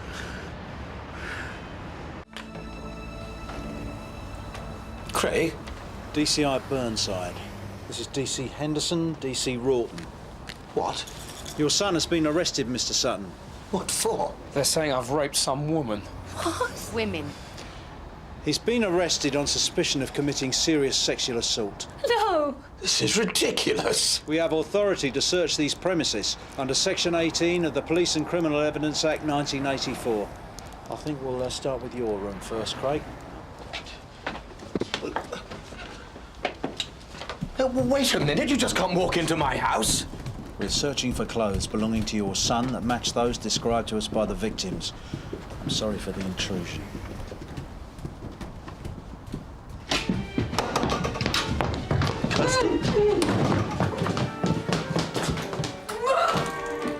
What the hell happened? We arrested one of her attackers. You said she'd be all right. I know, I'm sorry. But that's what you said, though. Well, it shook her up more than she expected, more than we expected. I thought you were supposed to be her chaperone.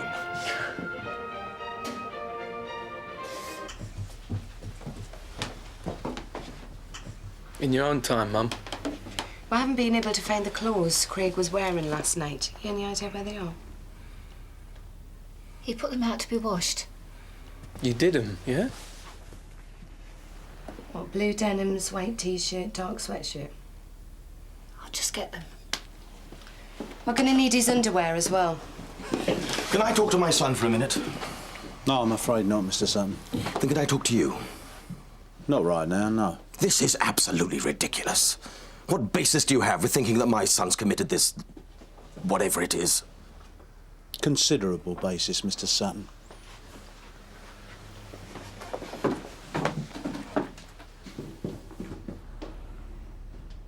Liz, you got the lot?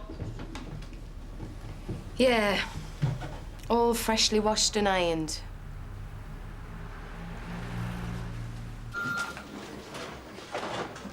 Do you have to stand there? You're going to get your samples. What's your problem? What's he whinging about now? He's shy, Gov. Only likes his mate watching. He wouldn't be giving us those samples if he thought they'd do any good, you know.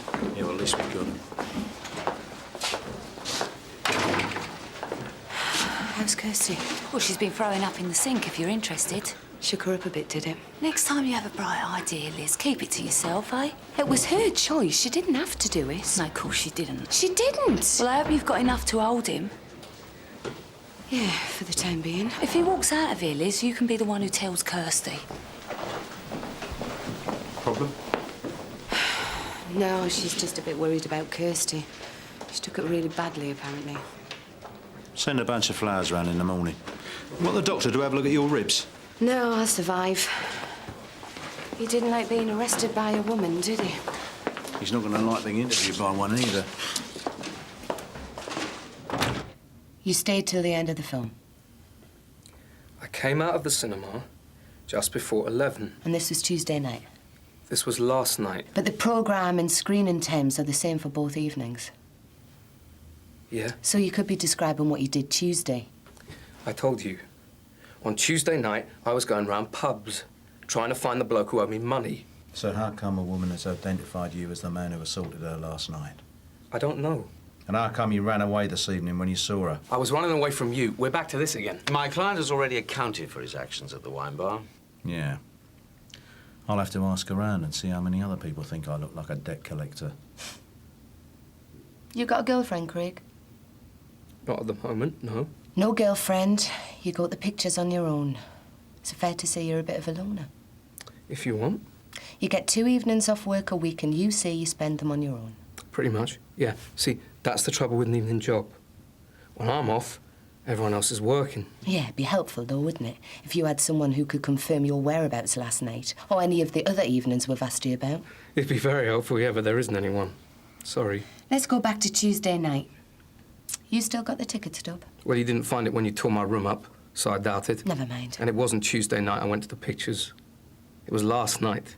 See, she can see I'm tired. All she's trying to do is trick me. The problem is, you've made a mistake, and you won't admit it. No, you made the mistake. When you saw the woman that you raped and started running. Big mistake. See, she's had it in for me from the word go. I told you she hit me. You see what she's like? You hit me, actually. No, Craig.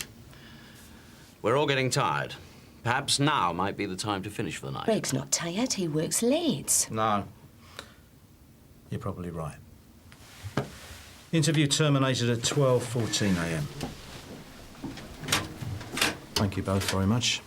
Is that it? Can I go home now? I see you've still got your sense of humour, Craig. I like that.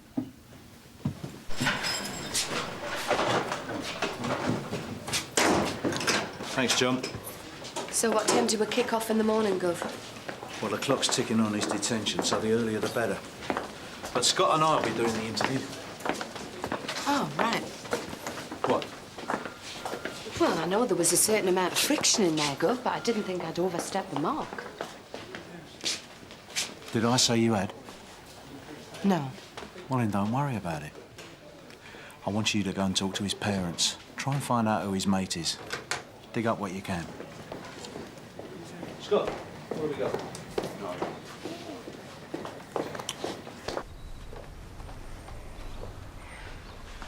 Is this to tell us that Craig has been charged with something? Craig's still helping us with our inquiries. It's more for a chat about him. Hello. Well, I doubt if we'll be able to tell you anything that Craig can't tell you himself. We'd simply like to get a sense of how he spends his time. You know, who he sees, what sort of young man he is. Can't you do that by talking to him? Well, to a certain extent, yes, but... So what? Do you expect us to say something that will help you? Or help your son? I can't believe this is happening. Craig isn't being very talkative at the moment. He seems to resent the fact that he's being questioned. I don't blame him. As far as I'm concerned, I think the whole thing's downright stupid. Has he got many friends? Oh, yes, a few, of course.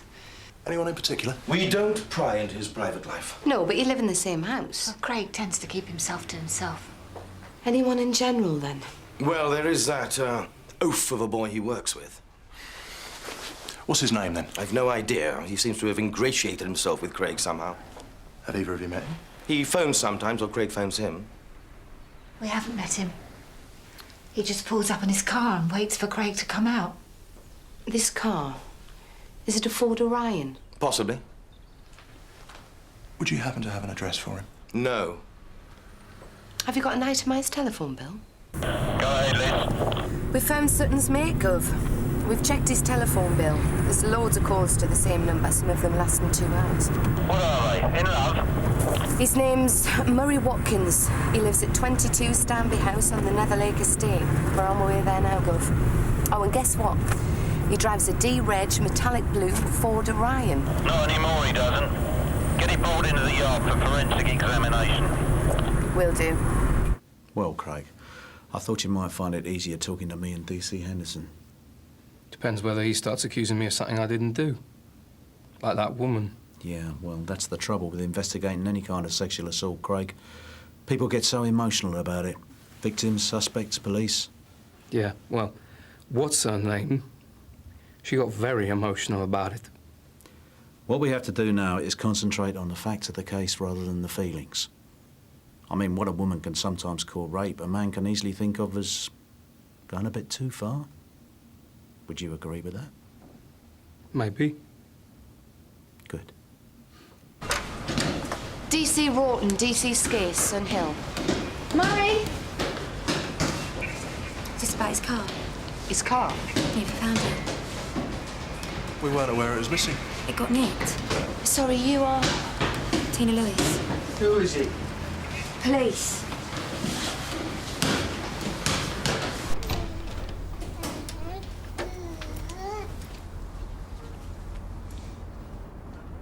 Hurt your hand, Murray? Hey? Oh, yeah, I burnt it at work. What's up? We found your car. Hey? Tina said it was stolen. Oh, yeah, but I haven't really reported it yet. That's all right. Because we haven't really found it. When did it go missing? 2 or 3 days ago. You don't sound too sure. Well, I'm not really. When was the last time you saw it? Tuesday night, I think. Yeah, Tuesday around 6. What, and you haven't reported it yet? Well, I was kind of hoping it would come back. Oh, right, yeah. Sort of like a homing pigeon. No, it's the kids on the estate, innit? Joyriding and stuff. They nick cars and drive them till they run out of petrol, don't they, Teen? Little vandals. How old's the baby, Murray? 11 months. He's quite big for his age, isn't he, Teen? But never mind about the baby. What do you want? Actually, we wanted to have a look at your car. And now we've got to look for the damn thing. As well as a few other things. Hey? Like the clothes you were wearing on Wednesday night. A short-bladed penknife. Murray, do you know Craig's son? Craig? Why? This is all getting a bit confusing. Yeah? Well, let me simplify it for you. You're under arrest for serious sexual assault. Murray Watkins. Is he a friend of yours?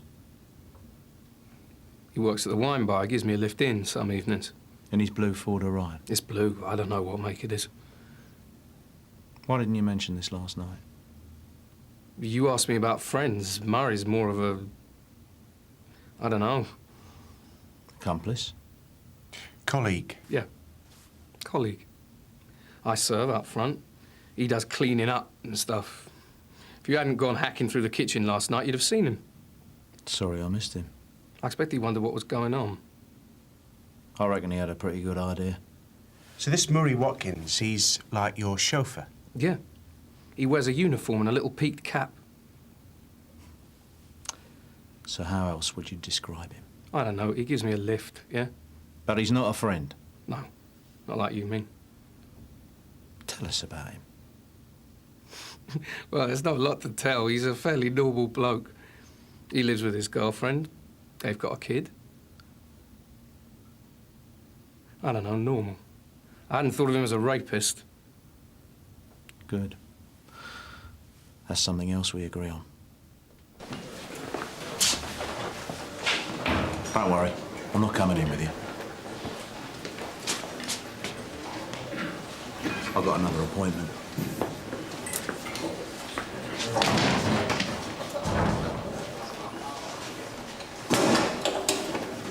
Why do you think men rape women, Murray? I don't know. They want sex, I suppose. Well, we all want to get laid. But come on, what these rapists really get off on is all the fear and pain they cause. Not all of them. How do you work that out? Well, I don't know. Maybe some of them do. Other times it just happens. Murray, we're talking about two blokes abducting women off the streets and sticking bags over their heads. That doesn't just happen. Well, I don't know. Well, stop asking me these stupid questions, will you? So what you're saying is, in certain circumstances, one thing can lead to another. Like if they've both been drinking or something. That'd be one way it could happen. One bloke, one woman, one time. I'll buy that. But we're talking about two blokes here. It could still happen. Two normal blokes, not two psychos. All I'm doing is agreeing with her. Is that your style, Murray? Shrug and go along with someone else's idea? Well, like she says, certain circumstances, if they've been drinking and stuff. Well, let's look at the first incident, because that's a bit different to the ones that followed. Camperton's nightclub, Wennell Street. Do you know him? I've heard of it. Never been there. Young woman's had a few drinks, accepts a lift home off a couple of young fellas. When she's in the car, she's messing about with them, having a laugh. Suddenly she changes her mind. Things are getting a bit out of hand. Next thing she knows, she's been raped by two men. Listen, I don't know nothing about it. I don't want to know about it. It's sick. I'll tell you what is sick, Murray. Is that 3 weeks later, these same two blokes went out and did exactly the same thing, only this time at knife point. Then again 5 weeks later, and again the night before last. What's interesting, though, is that only in the first incident did the driver actually commit rape himself. The other 3 times, all he did was help restrain the victims. So? Well, the driver's a normal bloke. He's got a girlfriend. Maybe even a baby. I don't know, maybe his girlfriend's off sex, but he's out with his mates and, well, whatever. Beginning and end to story, you'd think. Only it isn't. What do you think, Murray? All I'm doing is listening. It's his mate who's the problem. Hasn't got a girlfriend. Lives with his parents. He's a bit of a loner. Yeah, but the driver's still in it up to his neck, isn't he? Well, not if he comes forward and tells the truth. Maybe he's a bit naive. And he's being blackmailed by his mate into helping him. I mean, OK, he's still be in trouble, but at least people would understand it wasn't his fault. Murray, what do you think about the driver? Do you think he should come forward and tell the truth, or do you think he should keep quiet and take his chances? You better ask the driver. I wouldn't know.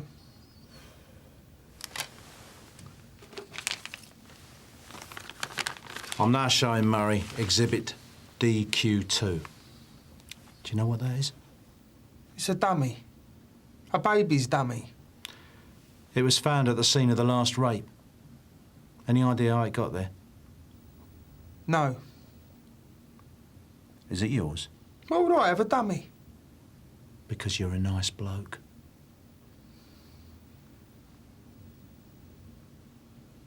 I don't know what you're talking about. Thank you, Murray. Interview terminated at 11:06. Now what? Now? You go home. Really? Well, unless there's anything else you've got to say. Well, no.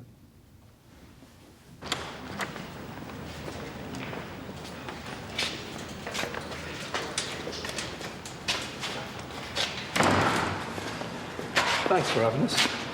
Pleasure was all ours.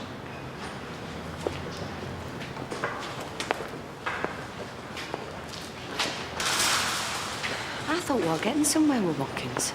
No, he's not going to give himself up that easily. He's got too much to lose. All we had to do was keep the pressure up. He'd have given with Sutton eventually. You think he's not under pressure now? What's going on, Gov? I'm like God, Liz. I move in mysterious ways. He's been released.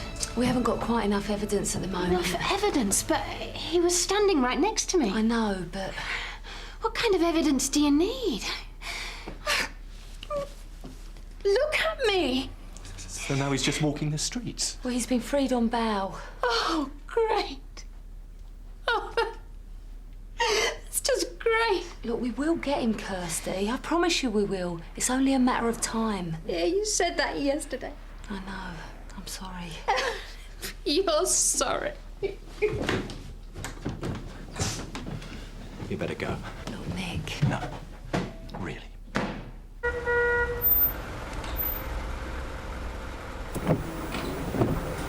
Hi, wake up, Sleeping Beauty. Dad, please, just go back indoors. No, I'm not discussing this. Gov? Go ahead, Liz. Sutton's leaving in a taxi, but if we're going to follow him, we're going to show out to his father. Don't worry about it, Liz. That's fine. Craig!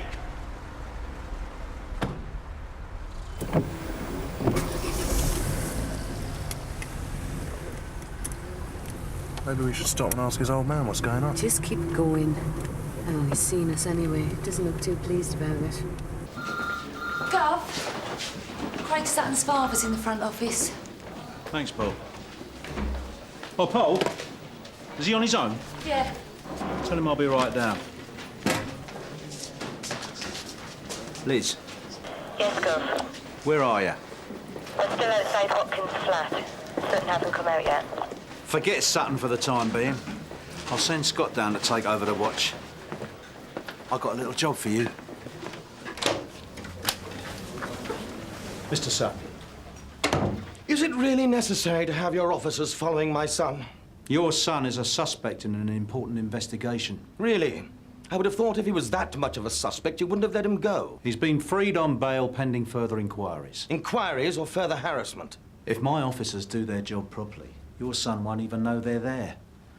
The only way he will find out, Mr. Sutton, is if he does something that warrants arrest, or if you tell him. Are you expecting me to collude in the investigation of my own son? I'm expecting you to cooperate with the investigation into 4 rapes. Don't be ridiculous! My son hasn't raped anyone. Well, I wish I shared your certainty.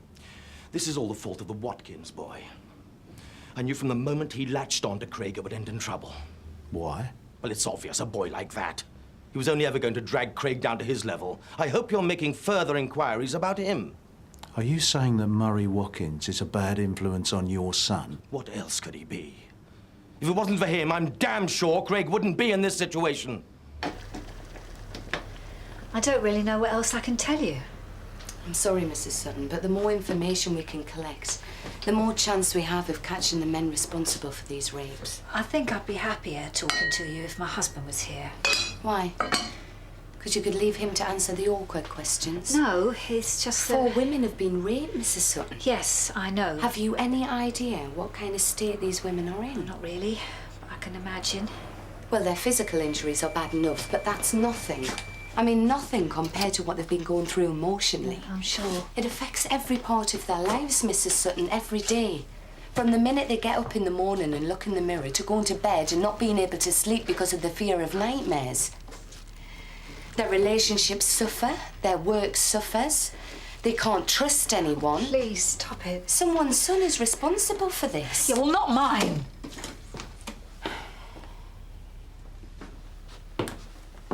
Are you just saying that, Mrs. Sutton? Or is that what you really believe? Craig would never hurt anyone. Not like that. Yeah, well, tell yourself that the next time he puts his clothes out to be washed. That's not fair. No, and neither's being forced into a car at knife point. I don't see why having his clothes was so important. Because the tests we could have run on them could have proved once and for all whether Craig was involved in the rapes. Well, I'm sorry, I didn't know. And had you, would it have made a difference? Of course it would. Well, you're not the first woman in this case to cover up for a man. I'm not covering up for anyone. I mean, Craig's not a rapist. And you know he wasn't if... What? No, it's none of my business. If this is going to help your son, I think you better tell me. I think think that Craig's in a relationship with a girl at the moment. But it's not something he wants people to know about. You know about it, though. Well, only because whenever I want to use the phone, he's on it, speaking to her. Who?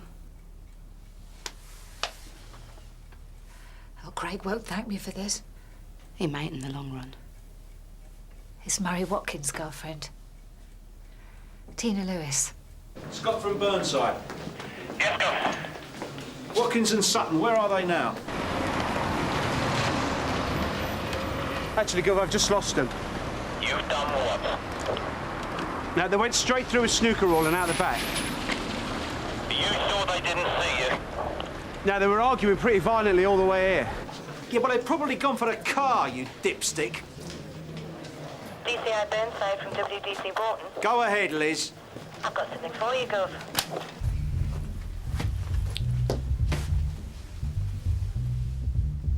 Look, I've told her and I'll tell you. Murray was with me the nights those women got raped. He ain't done nothing wrong.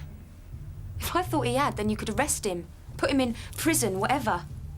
That's very comforting. You think I'd want to live with a man like that? Maybe. If he was your only means of support for you and your kid. Yeah, right. What other reason would there be? Look, Murray's always treated me fine. More than fine.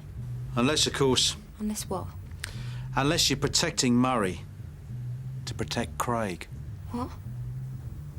I'm not protecting anybody. If Murray goes down, chances are he'll take Craig with him. And you'll be left holding the baby, as it were. We know you're on the phone to Craig all the time. So? We just wondered what you talked about. Nothing. Stuff. The weather, what's on telly. For 2 hours at a time? Maybe we'd better ask Murray. Look, it's got nothing to do with any of this rape business, all right? It's just something Craig's got into his head. And it's between me and him and no one else. You want to tell us about it? Will it shut you up? I doubt it.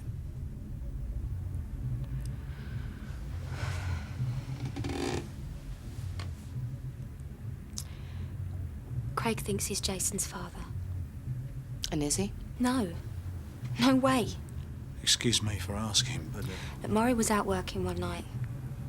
Craig came round and we had too much to drink. And we had sex. Once, okay? Just once. Talking like 2 minutes here. And it wasn't rape, it was just a grope on the sofa and that was that. To be honest, I don't think he was very experienced. So he could be Jason's father? No. I've worked it all out and Murray's definitely the dad. But Craig won't have it. Well, that's what the phone calls are about. He just keeps hassling me about it. Does Murray know about this? No. And I don't want him to.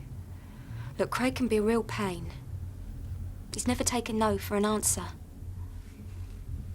But these days, I don't know, he's different. Different? It's like I can handle him having a crush on me. But this is kind of scary. Has he threatened you? Not physically, no. We can get Craig out of your life if you want. Yeah, I know. But you'll take Murray with him, won't you? I love Murray. He's Jason's dad. I'm not going to give him up.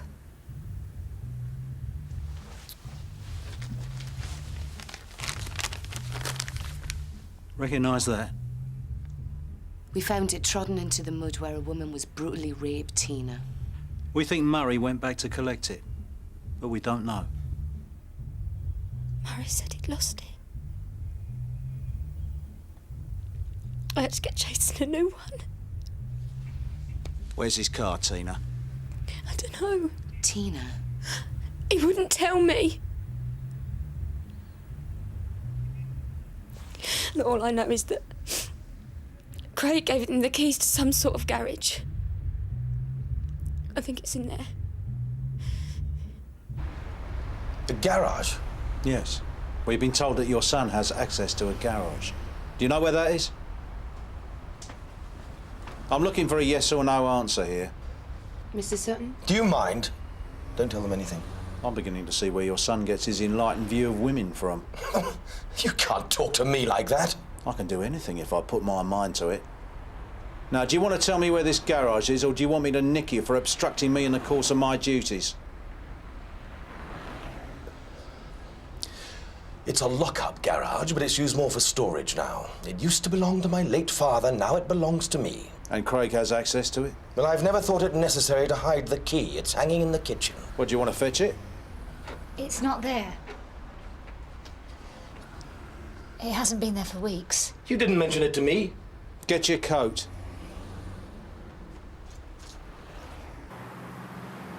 I hope for your sake it's in here.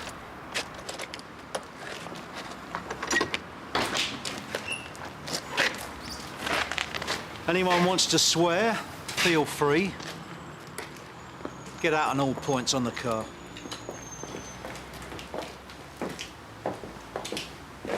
Gov! Is that Craig? Stay back, Mr. Sutton. Well, who is it? Yeah, there's still a pulse, I think. It's Watkins. Get an ambulance! Looks like someone's whacked him over the head with something. I don't understand. Where's Craig? He's probably taken the car. But he can't drive. DCI Burnside from Sierra Oscar. Go ahead. Re the Ford Orion. We've got a possible sighting. A caretaker reports seeing a blue Ford Orion Being driven erratically on the Bagford Road by the river. Liz? Scott? All units, Bagford Road from 218. We got an IC1 male matching the description. No sign of the vehicle, though. Suspect is running away from us up Bagford Road. Over.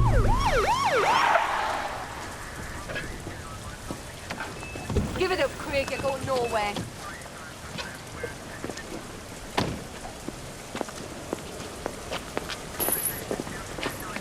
Where's the car? Cut the chain, Gov. Is it in there? As if it is! Gov! He's let the handbrake off. Been 12 foot of water by now, Gov. You're nicked. What for? You haven't got anything. Let's start with littering. How about that?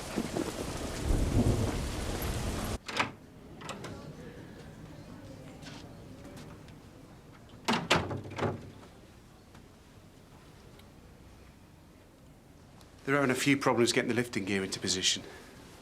Didn't see the point in hanging around. Left uniform down there to sort it out. Yeah. Anyway, any forensic evidence that was in it will be gone by now. Any word from the hospital? Watkins is still unconscious. Fractured skull. He still won't have any reason to give up Sutton when he comes round. If he comes round. So can we prove Sutton whacked him? Yeah, if we could submit smugness as evidence. We found traces of blood on his clothes, but he'll have an excuse for that. He'll plead self-defence. CPS will bin it straight away. We can't prove rape. We can't prove assault. We can't even prove taken without the owner's consent. Hello? So after all that, we still haven't got anything. What are we going to do, Gov? I don't know. Right, yeah. Thanks. What was that? Front desk. Mrs. Sutton wants to talk to someone.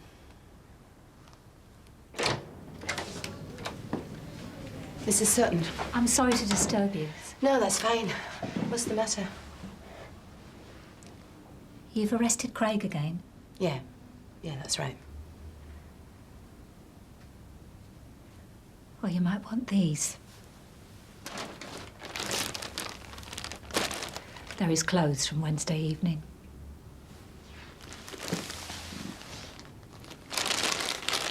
I thought you'd already given us those. Well, Craig's got several pairs of jeans and T-shirts. I gave you some that had been washed. These I didn't get round to doing. Does Craig know this? No, he's like his father. He assumes things are washed the second they're put out. Look after Mrs. Sutton. We'll get these bagged up. Can I ask you why? If it had been any other sort of crime, and even murder, I could find a way round it in my head. But rape? I mean, these women, they didn't have any choice. But I do. What? They're on their way to the lab now. Express delivery. She hasn't got it in her. She wouldn't dare. Wouldn't dare? You make it sound like your mother's frightened of you. You must have threatened her or something. Oh, is that how it works, Craig? When you want something from someone, you threaten them? You know any other way? Your mother could have washed those clothes. She could have binned them, or she could have burnt them. But she didn't. She brought them in here of her own free will. Dad always said she was a stupid bitch. I don't see why you're so upset. I mean, your mother obviously thinks she didn't commit those rapes. That's why she brought your clothes in here for us to examine. What? Look, there's no forensic evidence on him. It'll prove you're innocent. Yeah, I know that. So what's your problem?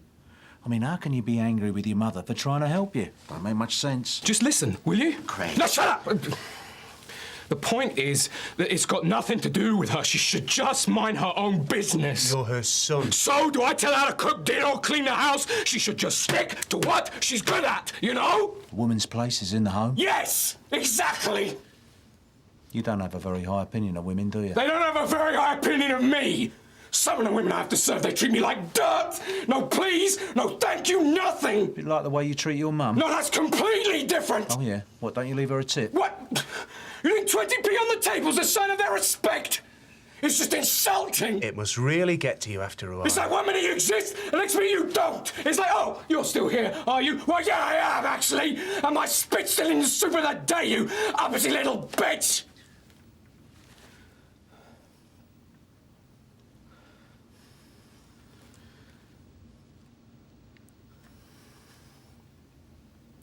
I've got nothing else to say.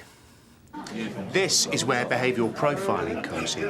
You see, Sutton, he's kind of a cross between your classic power reassurance rapist and your anger excitation rapist. Yeah? Well, I don't care what he is, as long as he gets 15 years. What about Watkins, then?